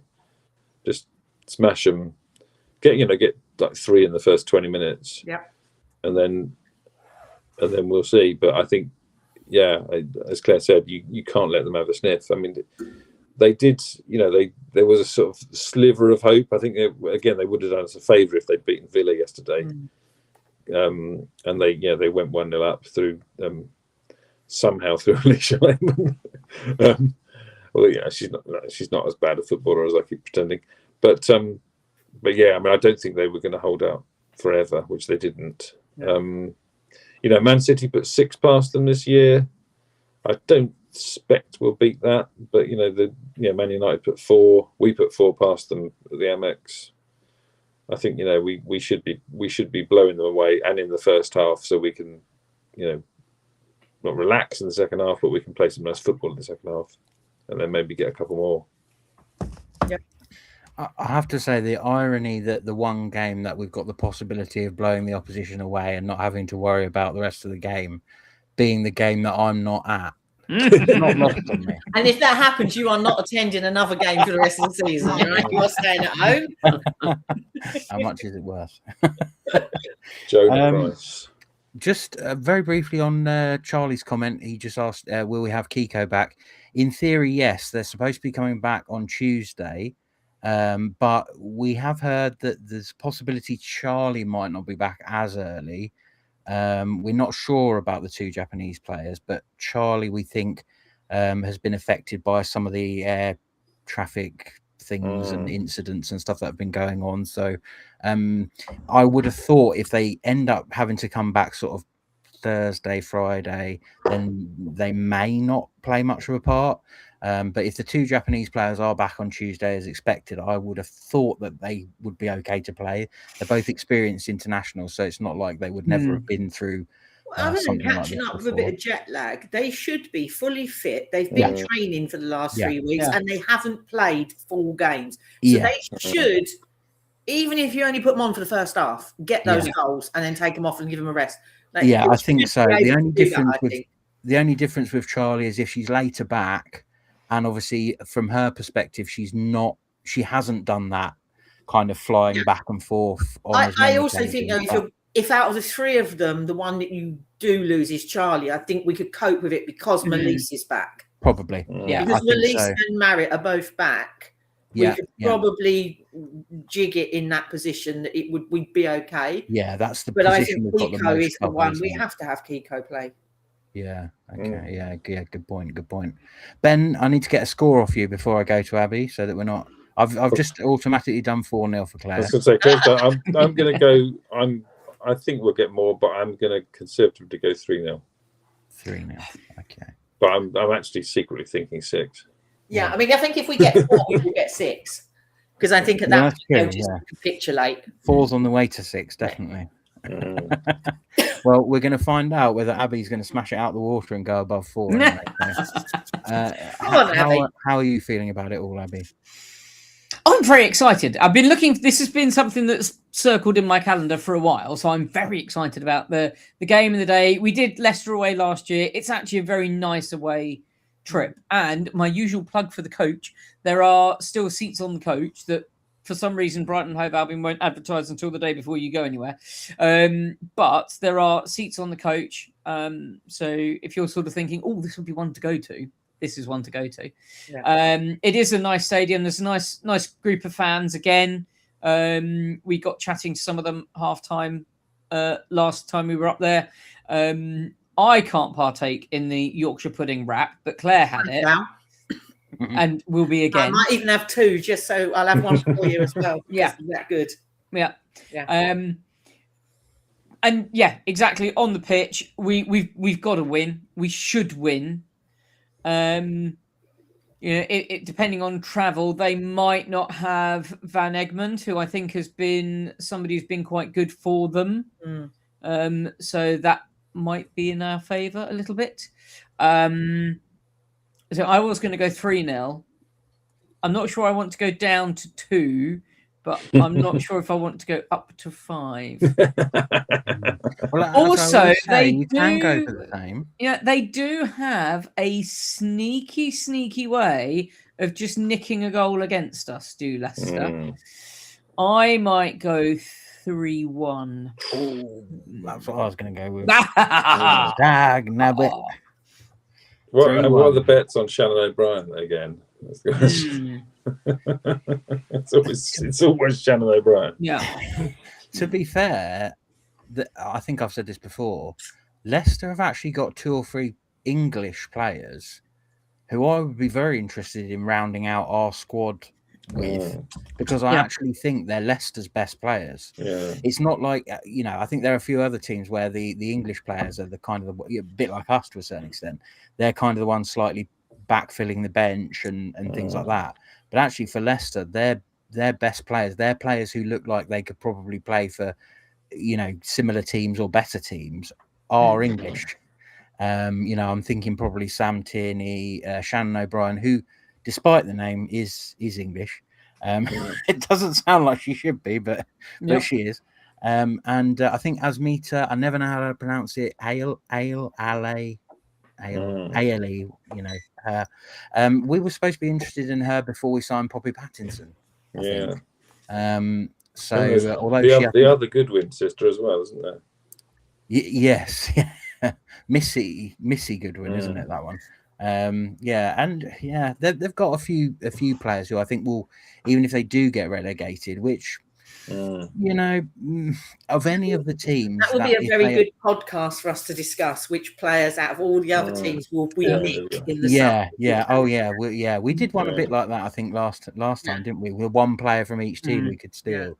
But yeah, I mean, I'm still not convinced they'll go down. I think they've probably got the smallest chance out of any of the WSL teams of beating the third place WSL2 team. But I still think they'll fancy themselves in that playoff, to be honest with you. I mean, at the moment, it's Crystal Palace, isn't it? That they it's very, very tight. Beyond Charlton at the top, although they lost on the weekend as well. I'm kind of hoping it's not Newcastle. I don't want a weekend in Newcastle. Sorry. And if I want to go to Newcastle, I want to go to Newcastle, not for just like a 10-hour drive on the coast. Yeah. 10-hour drive. Back, It's not like they play at St James's Park, either. You know what I mean? No, I'm sure. No, it would just be it's the Gateshead Athletic Stadium where I just unless Steve Cram's running around the track, I'm not interested. It's just it's a guaranteed you would have to make a weekend of it, wouldn't you? And that means me or Abby's got to drive. Do you know what I mean? I'm just like, or we fly, or fly. Yeah, we might have to get an easy jet up there. I thought we could all just flap our arms really quickly and see. We are seagulls after all. That's right. Yeah. Well, I mean, there's slim pickings now, really, isn't there? For me, I have I know you guys are very optimistic about how many goals we can score. I am not optimistic we can score 5 or more goals, unfortunately. So I kind of lean towards Abby in that I feel like they might get a goal against us, but then it's weighing up whether I think we'll only get 2. I think we'll be better than the 2-1 scoreline. So I'm going to go 2-0. See, I just think if Kiko can play, she's going to be on such a high. She's going to be on such a high. She's going to feel like she scored 4 times. Was it 4 over there? 4, I think she got. Scored 4 times in that. They won it. She comes home and we're playing the bottom team. Like, if that doesn't scream Kiko hat trick, I don't know what. Yeah, I mean, I suppose I could have gone 4-1 in a repeat from the last one, but I'll go 2-0. I think probably on balance, I would have, if I could have picked any. I just think it's more fun if I don't pick the same as someone else. But I probably would have gone with Abby's 3-1 if I'd had a full choice. But yeah, I'll say 2-0, and they managed to fend us off for a little bit, but we'll find a way. We'll find a way. So yeah, as Abby said, coach tickets still available. All you just do, go onto the Brighton Hove Albion website, onto the ticketing section, and where the fixtures are to buy your tickets, there'll be a little, I think it's a little yellow button that says Coach Travel. Click there, and that takes you through to like a separate page where you've got all your coaches that are upcoming and everything. So it's dead easy. It's all done through the club, so you don't have to worry about anything like that. They'll tell you what time you need to be at your pickup point, so on and so forth. It's quite easy. It's a 3:00 kickoff Sunday as well. So it is. So the coach, I think, is leaving about 9:15. Yeah, it's one of the more palatable leaving times, isn't it? It's still an early one for me because I've still got to get up to meet Abby and we got to get going, and then it's still an early one, but we'll do it. The commitment. Not as early as it might have been. Exactly. Had it been 12 o'clock, I was thinking about a hotel stay the night before. Yeah. Good hotel chains are available, I'm sure, in Leicester if you're thinking of doing the same. But yeah, I think my hotel would have been in Crawley. Oh, okay. Oh, interesting. Because I've got to go to Gatwick on Saturday morning to pick up my friend Ali, who's coming with us on Sunday, which would have meant, having to go back again, and I'd let's just stay in Crawley, But there we go. There'll be another time to go back to your old stomping ground and stay the night, I'm sure. Absolutely.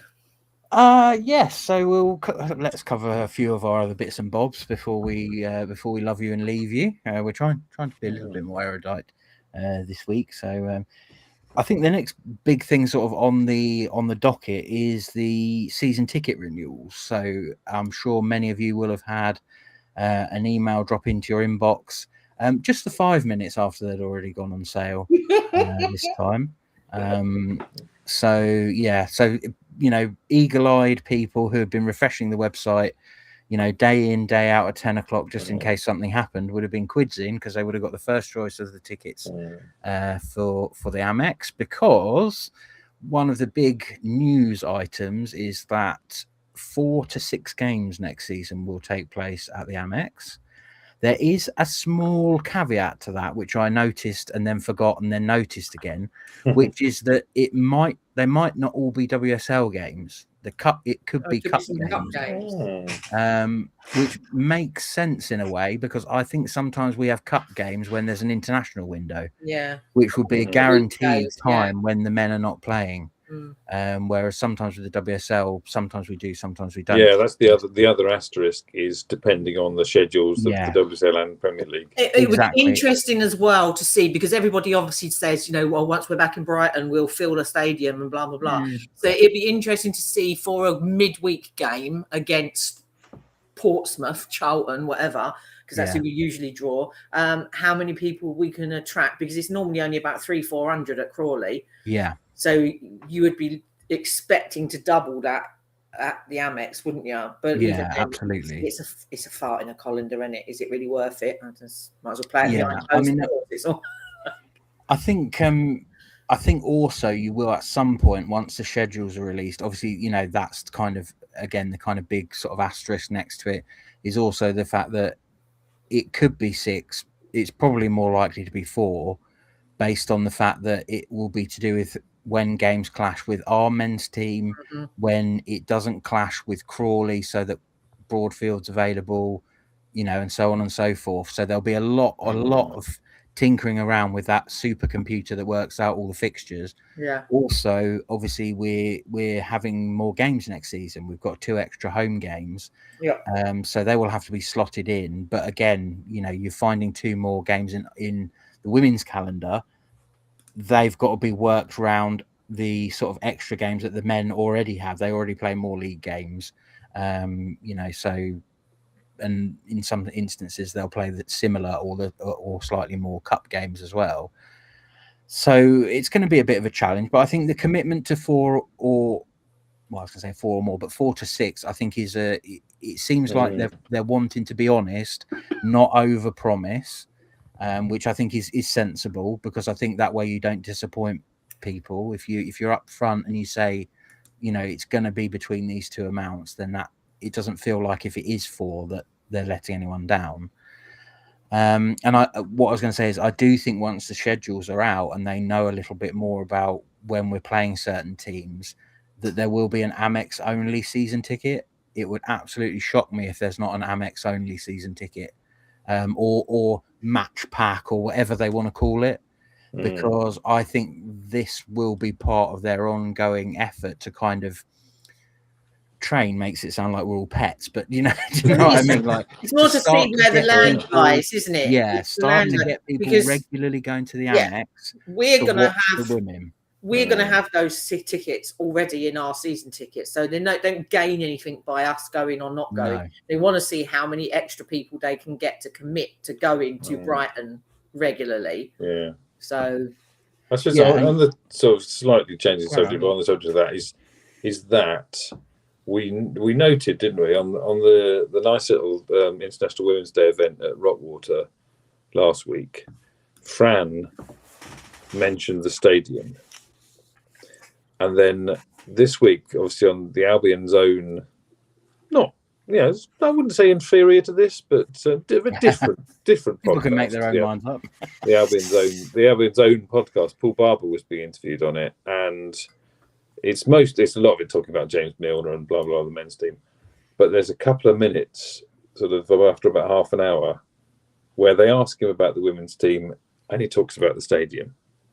And then in the sort of the newsy item thing that announces the season tickets, blah blah blah blah blah, there's a quote in there from Zoe where she's talking about the stadium, and it's kind of mentionitis in that I think because again, there was a story on the BBC the other day about women's only stadiums or women's specific stadiums, blah blah blah, where the US are leading. Because again, I think Paul Barber is still disputing whether this stadium in Kansas City, like that, whether it was actually built for women or whether it just happens that women are absolutely now. 100% But anyway, wrong. But whatever the semantics of whether it's the first ever women's whatever, but it's in that there is a sentence that just says Brighton were planning to blah blah blah blah blah.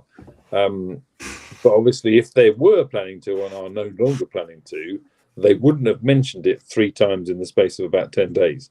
So I've been bitten by this before, but it wouldn't surprise me if there wasn't an announcement quite soon, because I think Fran mentioned it because she was told to.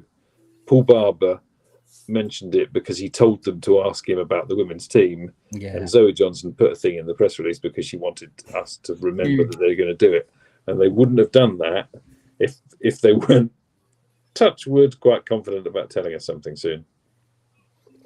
Yeah, absolutely. And this kind of ramping up of the amount of Amex games, despite the fact that Paul Barber has done his best to sort of denigrate the Amex for the last 2 or 3 years, it's a little bit of a switch in strategy, and it feels like the switch in strategy is because they know they can't play all their games up at Crawley and then go, oh, and here's a new stadium, now we're in Brighton. They're gonna drip feed it. They're gonna drip feed it in so that people get used to going to the Amex. 4 to 6 this year. 4 to 6, maybe it becomes half games next year, so on and so forth. And then you get like a season ticket for one, a season ticket for the other. A bit like I think Chelsea do that with Kingsmeadow. There's a Kingsmeadow season ticket and a Stamford Bridge season ticket. To the point where when they then say, right, the stadium's ready, you can play there, the majority of people have got used to going to Brighton and then there's a Brighton following as well. There's more and more people come from Brighton. Exactly. So it makes perfect strategic sense. And I think you're right. I don't think a lot of these things being mentioned and happening are done like in a vacuum. Yeah. But if plans had changed or it was still kind of stuck in some sort of planning thing or whatever, then they'd just shut up about it. Exactly. Yeah. If they didn't have anything to say, or if they changed their minds, then they wouldn't mention it, and they'd hope we'd forget or something. Yeah, that bit that Zoe, like you're saying about with Zoe and stuff, they just would never put that in. If it would be automatically no, we were not talking about that because it's there's problems or whatever. So 100% agree. Trying to think what the other sort of key sort of selling points were. I know there's obviously the fact that we've got an extra 2 home games, and I think this was something that I replied to someone. It might actually have been Tim, because obviously Tim lives closer to Crawley. Some of our regular listeners and viewers will know Tim from being around the women's game and traveling on the away coaches and things, about the fact that obviously they do need to be a little bit wary about not alienating the Crawley the attendees who are from the Crawley area and stuff. I think the only thing I kind of had as a comeback to that is that if they end up playing 4 games, let's argue for just for the sake of this, that all 4 games do turn out to be WSL games. They're all played at the Amex. By virtue of the fact that we have 2 extra home games, you would actually see the same amount of home games next year at the Broadfield as you would this year, because we've played 2. We've played 2 this year, 4 next year, but we've got 2 extra games. So it's like I still think we're not at the stage where and this is going to be down to the individual fan, of course, but I still don't feel like the Crawley fans can get too concerned about it or can have too many complaints. Ultimately, we are called Brighton. We should be in Brighton. It's been nice to be in Crawley. I enjoy going to Crawley, enjoying going to the Broadfield. I think we all have a little soft spot for the Broadfield, but something has to change. And I think the caveat to that is we can't alienate any people away, because of the fact that there's a lot of people coming from sort of Kent and whatnot who Crawley is easier to get to for them to Brighton. Brighton is another 25 miles down the road and that kind of stuff. And it's obviously, Falmouth is really easy to get to from Brighton because it's 8 minutes on the train, and there's 4 trains an hour. But if you're coming from London or so from north of Brighton, you've got to get a train into Brighton and then out again. It's not complicated, but it is a faff. And they've just got to reverse seagull travel, haven't they? And make sure that there are coaches available from Crawley to come down to the Amex on match day. Not the Amex, but the new stadium on match days, so that they can gradually bring that fan base down until alternatives are found, whether that's a new train line or a bus route or something. I don't know, but they're paying for it now, or that someone's paying for seagull travel to do it. So just reverse it. Yeah. But I don't think as many come in as you would go in. Obviously, I mean, Tim is probably the person to answer this, but I don't think they do that on the Amex days at the moment. Yeah, And I think you're right. Yeah, if we're going to do 4 to 6 games next, and if the whole, because I very much said when this came out, I said this very much feels like the beginnings of a strategic withdrawal from Crawley, which is completely understandable. I mean, I'm not knocking that in any way. It's just how it feels. And yes, very sensible to get people used to going to Falmer and associating that with the women's team as well, and all of that. But it'd be interesting how many of those people that regularly turn up to the Broadfield are Crawley people or North, and can you at the moment afford to lose them? Or are they scared that if they start doing travel from Crawley that they'll be setting a precedent even if and you need to do it ongoing? But even if they just did a bus from Brighton Station, do you know what I mean? Yeah. Because you can get from Crawley to Brighton. That's not difficult. It's that last little bit that's a bit of a pain in the arse, isn't it? You know what I mean? Well, I don't know. It's quicker to just get a train from Brighton to Falmer than it is to get a bus from Brighton to Falmer. Yeah. The other thing as well is, will they open up the park and rides like they do for the men's game? Yeah, that would be very helpful. Yeah. Yeah, and it would also probably be a cheaper option than parking at the stadium, which obviously Tim points out. I mean, the only thing again I would say to Crawley fans is, if I drive and park at the stadium, I'll have to pay for that too. Yeah. That's it's not going to be, we're only charging people who are coming from Crawley. Everybody pays. And I'll have to pay very expensive. This is Brighton, they charge you for everything. I'll just show you a council tax bill. Yeah. It's not. They're not levying it on Crawley. Sorry, mate. They're levying it on everybody. Your driving license has got an RH postcode. You can't come in. As somebody who drives past the Amex every Broadfield game and waves at it, notwithstanding the parking cost, it'd be quite nice to sort of see it there, and the seats are a bit nicer, and for me the food options are better. As a gluten-free person, the food at the women's games at the Amex is much better than chips at Broadfield. I would like to see them make more of it. Put on some entertainment, put on something like, that time when we walked up and the band were playing and you could hear the music coming up, like whether it's the band, whether it's a DJ, whatever it's, get the music pumping, get people up for the game, Get the terrace open properly, have all of the food options open, allow people to get there early and enjoy some times just sitting around, chatting, going to the shop, whatever it is. Make something of the Amex days so that you can sell it to people who are like a bit on the fence about, do I want to come all the way down here? I was going to say, it's like Jen said as well, on the subject, as you mentioned, Duncan, there are 2 games this season at the Amex. Yes, we haven't actually mentioned that the second one, which we have not had yet, is going to be, that was the other part of the announcement, wasn't it? Was it actually in the same thing, or was it it was 2 different emails, wasn't it? Is that our game against Tottenham on the final day of the season will be at the Amex? Either was 2 very in quick succession, or it was on the same one. It's a really, as long as we get a nice result, that would be a really nice way to end the season, I think. Yes, absolutely. For those of you that can go. Yeah, I know. Such a tough life, isn't it? It will be. I'm missing You Leicester. can't sneak out. I'm missing I think it's a bit much to drive to Scotland on Saturday morning, then try and get back to Brighton for the Saturday afternoon. I mean, I it can sounds like try. an excuse, You need Kick-off's not to till have what? more ambition there, Abby. yeah, it's a good way to sort of round off Yeah. the season. I think the only thing that you do lose is you lose that kind of thing of being able to go and kind of wish the players kind of goodbye and have a good summer and stuff like that. The Bit of Amex the doesn't have the personal intimacy, touch. does it?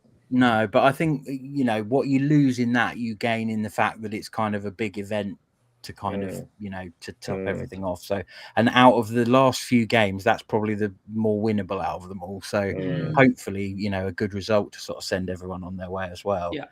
I'm just going to cover a couple of if anyone's listening to this and they haven't seen the email, I've got a couple of key dates for you.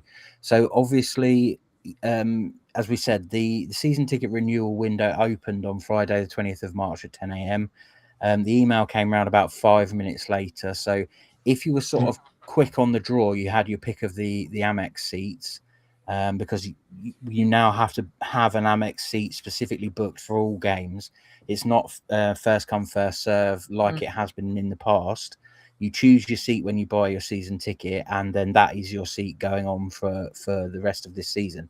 So that's a little bit different. And I think one thing to point out with that is that was why, from our perspective as SheGulls, there was a little bit of a, you know, although a lot of it was good news, we were sort of saying, you know, why are we not getting told of this in advance again?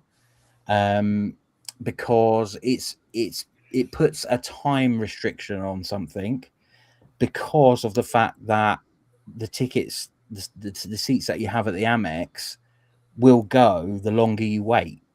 So someone actually mentioned, well, the thing is they're giving you 30 days to renew your seat at the Broadfield. So why does it matter whether you got the email 5 minutes after, a week after, etc., etc.? Well, it matters from the perspective of, if you book your Amex seats after a week or 2 weeks or 3 weeks, you're going to have a lot less choice than if you booked it literally at 10:05, or even some people who, you know, like I say, eagle-eyed, might have even done it at 10. They will have had first. So wherever you want to go, wherever you were thinking, you know, that would be a really great view, you know, this number, this aisle, this stand, that may not be there if you wait a week or 2 weeks or 3 weeks. So the fact that there was a time-sensitive element, from our perspective, means that they should have given us warning that was when season tickets were to go on sale. So I don't think it's not a mega massive issue. It's not, I don't think we're going to put in like a formal complaint to the club or anything, but if anyone from the club is listening, or you know, or takes in what we've said on the socials and things like that, it is purely from that perspective of, if there's a time sensitive issue or there's a benefit for doing something quickly, you should be told about it in advance. It shouldn't just be dropped on your lap on a Monday morning. Yeah, because it is quite frustrating, to be fair, because obviously I book my tickets with Chris, so we sit together, and she was busy, so she couldn't be online like I was to get it done. And it's like, I need you to do it now so that you book a seat next to me. Otherwise, I could book it, because we did this the first year we booked season tickets. We didn't really know how it all worked, and we sort of said it's very empty there, isn't it, in the middle of this east stand. I'll book the end one and you book not the next one but the one after that, and then hopefully we have a bit of space, you know. And it turned up on the first game of the season and we had Arthur sitting between us. So you cannot guarantee that if you book your seat, that space next to you is going to remain open for when your mate is available to book hers. And, you know, it was quite overwhelming and frustrating for me, being like, oh, come on, I just want to be. And then I've got to coordinate with where you guys are sitting, because I want to sit with you guys. Yeah. So it was really hard. And yeah, just, you know, a couple of days heads up notice so you can say, right, we'll both be on the computer at that time, please. Would have been nice. Yeah, and I mean, again, maybe we're completely missing some sort of reason why you wouldn't give people a bit of notice in advance. We're not necessarily talking about, you know, 3 or 4 months in advance. We're talking about maybe at least the day before, so you can have a conversation with other people. Yeah, maybe it's just been a case of they don't realise how important it is for people to sit together as a group. Like, maybe not. maybe not. How But difficult it is to sit together as a group, especially when it's at the Broadfield and you've got lots of empty lines every row. You know, that still needs to change. It's just ridiculous. But, you know, we can't move across to where you guys are because there are no empty seats there at the moment. Yeah. And also, we quite like to sit in a 4.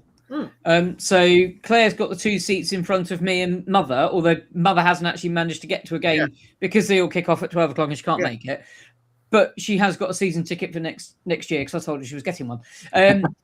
But, you know, we like to sit in a 4 together. We're not going to get that at the Broadfield anywhere other than the atmosphere section. Because everywhere else, every other line every other row is sort of cut off. And I think at the Amex, we've decided to go across the aisle so that we've because I like an aisle seat and Claire likes an aisle seat, and so we're you know opposite, and there's all of us. We are in 2 sorts of 4 though, because like I got Duncan in front of me and you. Absolutely.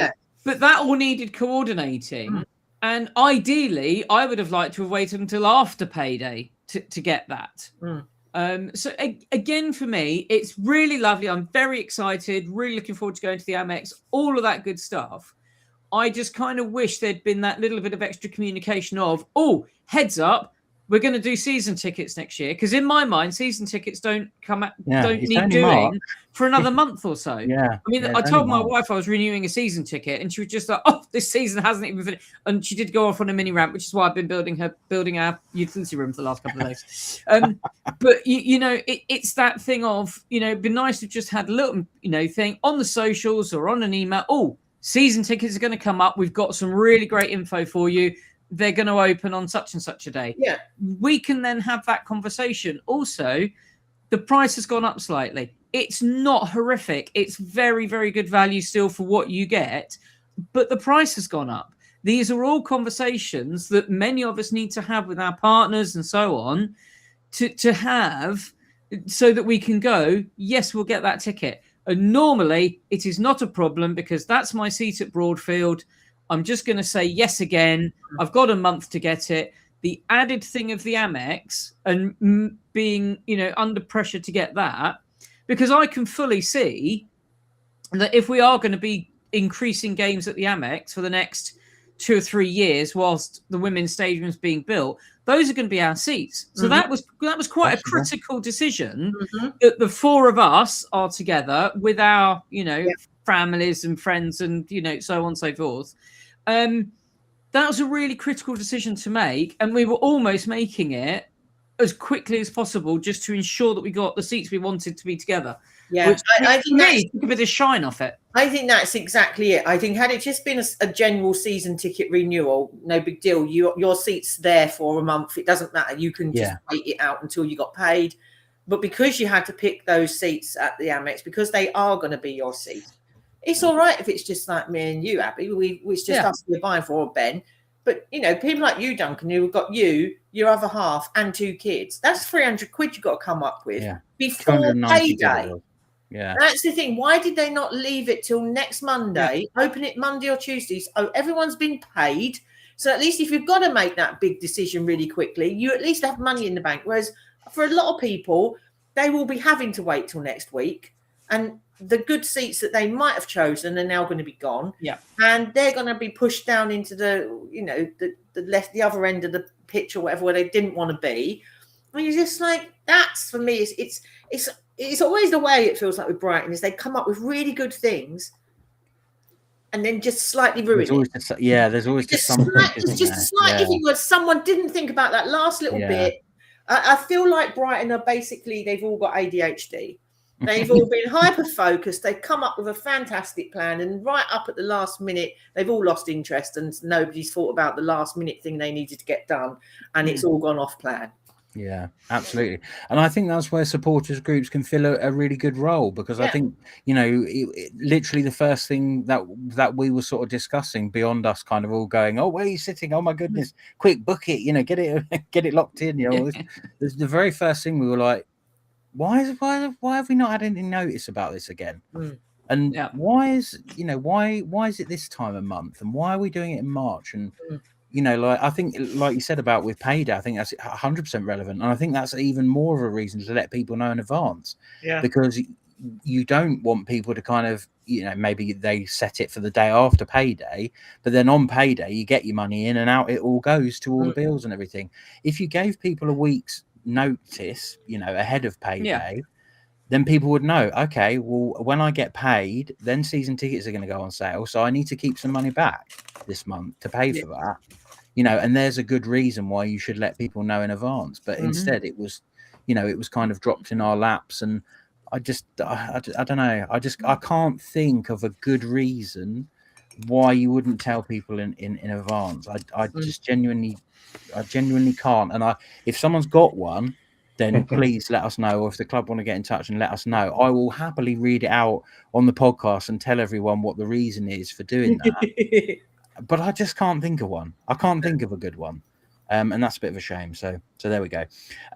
So Spurs tickets went on sale at the same time. So there you can buy them now, you know, whichever ones haven't been sold already as of today. So you obviously have free for season ticket holders. It's free for season ticket holders. Yeah, you do just need to book your seat for that. So no charge or anything. You just book your seat. So in your brain, that's still this season. So you still need to book your seat. But when you do your season ticket renewal, you will be asked to book a Amex seat, a permanent Amex seat for next season, at least next season. Although, like Abby said, you know, when it comes to renewal time, who's to say next season it doesn't become, oh, do you want to sit where you were sitting last year, and so on and so forth, and then you end up there all the time. So it's an important decision. If you're mainly concerned about Broadfield, not overly worried about where you're sitting at the Amex and things like that, you know, maybe you're closer to the Broadfield, more likely to attend those games. You have indeed got until Tuesday, the 21st of April at 5 p.m. to renew your season ticket. So you will still be able to have your same seat and your season ticket at the Broadfield until Tuesday, the 21st of April at 5 p.m. But obviously you'll be limited to whatever Amex seats are available at the point when you do that. So just bear that in mind. The following day, which makes sense, the moves window opens. So this will be for people at Broadfield who wish to move to a different area. Obviously, as we've said before, that's subject to what seats are available. So it'll be season ticket holders who have cancelled or, you know, not renewed, etc., etc. And you basically have just over 24 hours to do that. A little bit shy, a little bit more, sorry, beg your pardon. So you'll have Wednesday 22nd of April 10 a.m. it opens, Thursday 23rd of April at 5 p.m. it closes. Now obviously this is kind of relevant to the every other row thing, which we've discussed a lot on the podcast. I think it would be a sensible decision, especially given the fact that the Amex will not have fans segregated by every other row of general season, general availability tickets and stuff. So people who just turn up on the day or book the week before or whatever in between us, a lot of season ticket holders. It feels like, why not just go the whole hog now and just extend that to the Broadfield as well?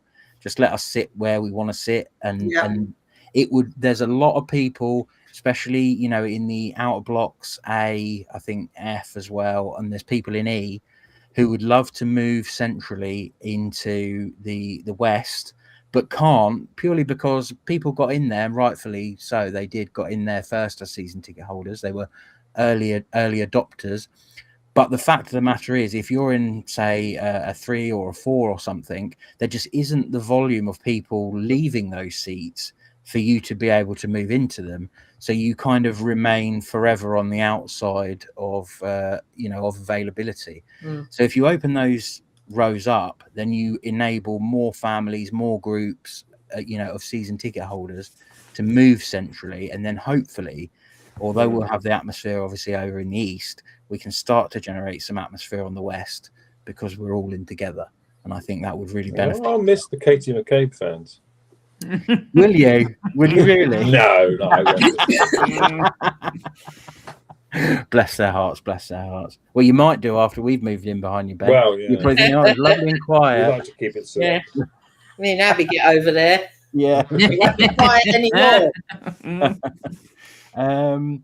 Yes, and then on Friday the 24th, so this is the last thing sort of season ticket related, Friday the 24th at 10 a.m, season tickets go on general sale. So if you know anyone who wants to purchase a season ticket, You know, if you're umming and ahhing, you're still not sure, and you want to pick one up down the line, you're not too fussed about keeping your seat, then Friday 24th of April 10 a.m. they go on general sale. So obviously if you've got friends wanting to join you, it may well be that you need to give up your seat in the renewal window and kind of start from scratch, as it were, in the general sale. So, you know, good luck to all that end up doing that.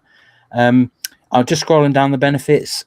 Obviously the main headline is the 4 to 6 games at the Amex. They do mention the fact that there's 2 more games. We do still have the discounted priority tickets for cup fixtures. And this is an important thing. I might need to get this clarified by the club, but I think the way it's written, I would have an issue if they changed it, which is it's £3 tickets for women's first team cup fixtures, including and up to the quarterfinal. Now, it doesn't state on there if the cup game is at the Amex, whether they will charge more than £3. But to me, if they are, it should be stated there. It says it's going to be £3 for cup games. So I would not be very happy if they turn around and said, oh, one of our Subway Cup games is at the Amex, that's a tenner. I don't think that would be fair. And I think if that's the case, they should be letting people know. So that might be something I'll have to get clarified. And then I can update you. And then we've got the usual free coach travel to the Broadfield from the Amex. Again, hopefully we can do something reciprocal there. My Albion rewards, etc. And priority access to events. So it's quite clear now. You do get a priority window before general sale for like any events and things that the club is holding, and that includes open training. So it's no longer listed as free. Probably will have to pay. We don't know what's happening with the one this season. That's another little thing in our book to try and find out for everyone. But yeah, you get priority access, but it's not included in your season ticket. So, you know, maybe we'll see this year whether it will be worth going again next year. We'll have to see what happens with that eventually. So we are coming up on the quarter past 2. I was going to say 2 hours and 15 minutes mark. So I'm going to try. We'll try and get through these really quick. The PGA won against Aston Villa. Or quite recently, I think it might have even been today or in the last couple of days. 6-0, really good win. Hat trick for Patience Fergus. I mean, when we can get her in the first team, I'm not sure, but ASAP, please. A couple of goals for Taylor Warren as well, and then I think one for Mia Barmer. I think it was Mia. I think it was Mia. If it wasn't, 1,000 apologies, May. But if it was, then we've nailed it first time. Ben, could you give us the potted loan report? If potted, I mean, it is quite potted actually. There's not an enormous amount to report. Quickly before any jingles get played. Liv Johnson at Forest. Didn't seem to be in the squad this weekend. I don't know what's happened to her, but she's not been getting minutes there anyway. Jess Pegram was an unused sub for Rangers. They beat Glasgow City, which is quite a biggie. Although Glasgow Rangers were playing Glasgow City in Cumbernauld, so I don't know what. But they, big win there. They beat the 1-0 sort of stoppage time penalty, but Jess wasn't used again. I'm hoping that she's going to get some more minutes soon because she was a regular. Libby Bance is back in the Birmingham squad. She didn't get any minutes, but she was on the bench again this week, which hopefully means she's fit again if she has been injured. So that's annoying she's not getting any minutes, but it's great that she seems to be back in the squad again. And then Evie Milner at Pompey played the first sort of 60-65 minutes or so at Fratton Park actually, but unfortunately they were beaten 1-0? Yes, 1-0 by Sunderland, which is a shame because they looked like they were turning the end of the season around a little bit. So they're still with Ipswich lost as well, which is good for them. But Durham picked up a point at home to Southampton, and what was the other one? I can't remember what the other one was. But so they're still bottom, unfortunately. But their goal difference is sneaking up on Ipswich's goal difference because Ipswich lost 2-0, so they're now sort of one goal closer. Who can lose by the least? Yeah, and it might have been 2-0 to Sunderland had Evie not cleared the ball off the line, sort of in the a la Maylis Mpome. So there you go. They should get together next season, and nobody will score against us. Yeah, so I mean that's the British ones, and then overseas, I forgot to mention Olivia Garcia last week because she's been playing for AIK in the Swedish Cup. They had beaten Linköping and Gefle, but they were beaten by Häcken. I mean, it's great luck being in the same group as Häcken. Yeah. Häcken beat Gefle 11-0, which is kind of never nice to see. But then obviously Hammarby had beaten. They won their group. They drew with Växjö, but they beat Rosengård and Växjö. I really must learn to pronounce Swedish teams well these days. So they were through to the semi-final, and they beat Kristianstads 2-0. So they are in the final against Hammarby, against Häcken. Excuse me.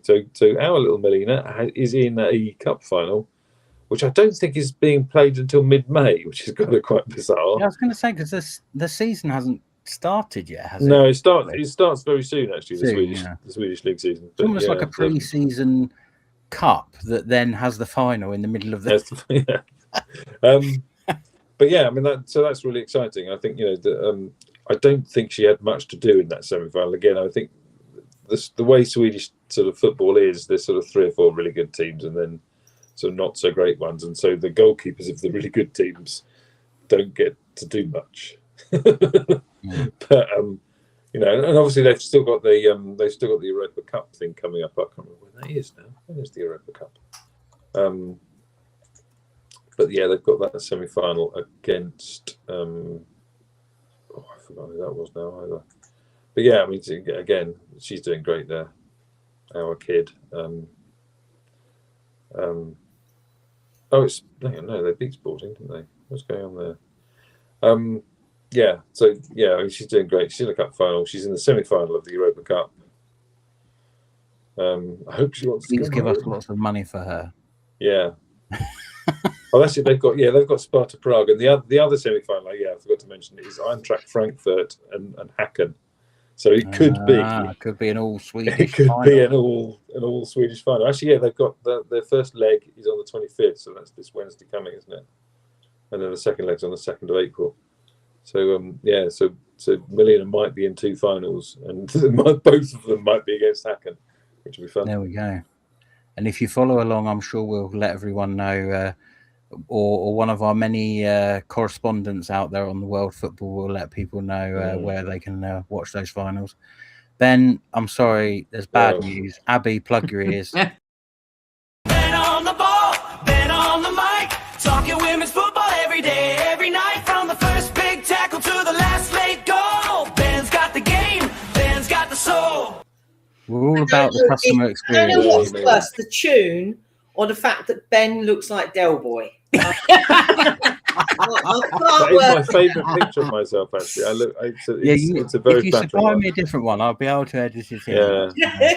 Yeah, you can do. Actually, I don't look. I've got a nice picture of myself with Maylise at the International Women's Day thing, so maybe I'll send you that. It's not called Maylise on the ball, though, is it? I don't look. No. Although, I mean, I'm quite happy when she is on the ball. I'm not unhappy with the picture of me because I don't look terrible in it. But yeah, no. Again, she's becoming my favourite player, not just because she clears the ball off the line, but she's very impressed that my daughter is at university studying French, because as she did say, French is tough. So because she's apparently been trying to. She's apparently been trying to teach Rosa how to speak French, and it's not been going very well. I can imagine. It's a very difficult language to learn. Tim said, Ben, when will you fall sideways off the screen? Like, well, one of these days. One of these days. Yeah. Maybe next weekend at Broadfield or next month. We shall see. Doing up for chips. Yes. I don't think I've forgotten anything. Well, we didn't really talk about the Asian Cup, did we? Yeah. Oh, of course. Because there was a game between let's try and get that in before we hit 2.5 hours. Yeah. I mean, it was a quite a tense game, wasn't it? It was sort of quite a good game, but quite cagey and quite not really very many chances. It reminded me a bit of a Brighton game. Japan got one fairly early. Yeah. And then I mean, they didn't shut up shop by any means. I mean, they were. I mean, I think they were by far the better team. They've got a frightening squad. Charlie. Well, none of our players started, but Moeka did come on for the last time. It was actually Tim in the comments. Oh no, sorry, it wasn't Tim. No, it was. Oh, who was it? It was Bob. Bob Cheeseman called it. He said if he thought if they were going to be defending a 1-0 lead, that Moeka would probably come on for the last 10 minutes or so. And lo and behold, they were defending a 1-0 lead, and Moeka came on for the last 10 minutes. And she did her thing. She was Moeka. And again, it's that thing that we often say about her, that she heads the ball clear, but she doesn't just head it miles up the pitch. She heads it to a teammate and that kind of stuff. And, even in that short period, you could see she was doing her thing. Like she wasn't panicked. She wasn't fazed by it. So it's disappointing that none of the others got on the pitch, isn't it? And obviously, we're gutted for Charlie, but Charlie's time is coming.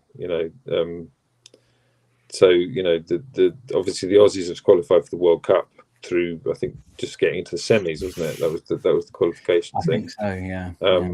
So I mean, that's where Charlie's going to shine. I think that's where and I think the Australian team is there's a lot of sort of quite senior players there, so the youngsters are going to have to start pushing themselves through now, and I think Charlie's one of those. I'd be shocked if a multitude of them didn't retire after the next World Cup. I think some of them might have retired after this if they'd won. But I think if you lose a final, you've got that thing, especially given that the World Cup's only next year. If it was 2 years away more, then maybe you go, well, we did well. It was on our home soil, etc., etc. But I think there's just something, how competitive footballers are. There'll be something in their head that's like, I don't want it to end that way. Like if I've only got to go on for one more year, if I just give it all for one more year. Although I think, on the other hand, I think Joe Montemurro, the Aussie manager, has got to start looking beyond them, because you can't necessarily go into a tournament with the sort of sentimental, these 15 players I've got here, I've got to take them because it'll be their last tournament. They're all going to retire. A couple of them he might have to retire early for them, make the decision for them or whatever, because he's got to start looking at youngsters.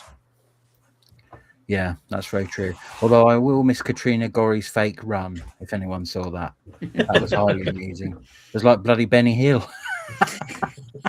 She just moved at the exact same speed, but just shuffled her arms a lot more. It was genius. And then I think they got like a split screen of her doing the exact same thing at like a World Cup a year or two ago, or another Asian Cup or something, which I thought was quite funny. So, get yourself back to Dagenham and you can watch it every week. Yeah, fantastic tournament. Obviously, it's difficult to say where you'll put it amongst the sort of other tournaments other than the World Cup, because there's only sort of 3 or 4 teams that are likely to ever win it. As strong as, say, the Euros, but I think it's probably not far off, say, like the Copa America, something like that. And you are going to get, I think, by the semi-final time. Usually, obviously, this time Japan had Philippines in the semi-final, who they beat quite handily. But I think normally the way it would fall, by the semi-finals, you're getting some very competitive games. Whereas obviously in the group stages, we did have an 11-0 and, so on and so forth. Really good experience for the players. More caps under their belt. Moeka and Keaton were well established in that Japanese team and in the rotation. And obviously Charlie, I think, is just getting started. So, Right. I was going to say, actually, on the subject of that, and on our former alumni, China were in the semi-final, which was last Wednesday, I think, and Lee Meng-wen was on the bench for Rangers this Sunday. So that's commitment. That's a commitment. That is commitment, especially going back to Glasgow. Lovely place, but well, Cumbernauld actually in this case. Well, that's probably less nice. So absolutely. Good on you, Wednesday. So that's going to round off this week's show. Remember, you can find us at SheGulls on X or Twitter, and of course Instagram, run by a friend of the podcast, Steve Gibbs. You can, of course, find us at SheGulls.com. where there are links to everything else. There's obviously the 2 match reports from this week for you guys to read. The Chelsea one was a little bit abbreviated just because of the fact that by the time I got round to writing it, I'd forgotten about half of the things that had happened. So just excuse me that one's a little bit shorter, but I tried to get the majority of the main things that occurred to me at the time. So but yeah, and then the Liverpool one came out today, so go there and give it a read if you fancy. All our information to do with our Patreon and stuff is there too, so thank you very much as always to our Patreon members, Ben and Jess. And I want to shout out obviously Tim and Joe as well for donating to us, not via Patreon, because I can appreciate it's not always the easiest thing to navigate. So they have helped the show in other ways, so really appreciate their support as well. You can find us on Facebook if you search for the SheGulls podcast, and whilst you're there, do give Brighton Women fans a follow too for more general Albion chat. So all that remains for me to say is a massive thank you to you, Ben. Well, thank you all. An enormous thank you to you, Claire. You're welcome. A gigantic thank you to you, Abby. Thank you. And I shall say this has been the SheGulls podcast, powered by Albion Obsessed. Night, everyone.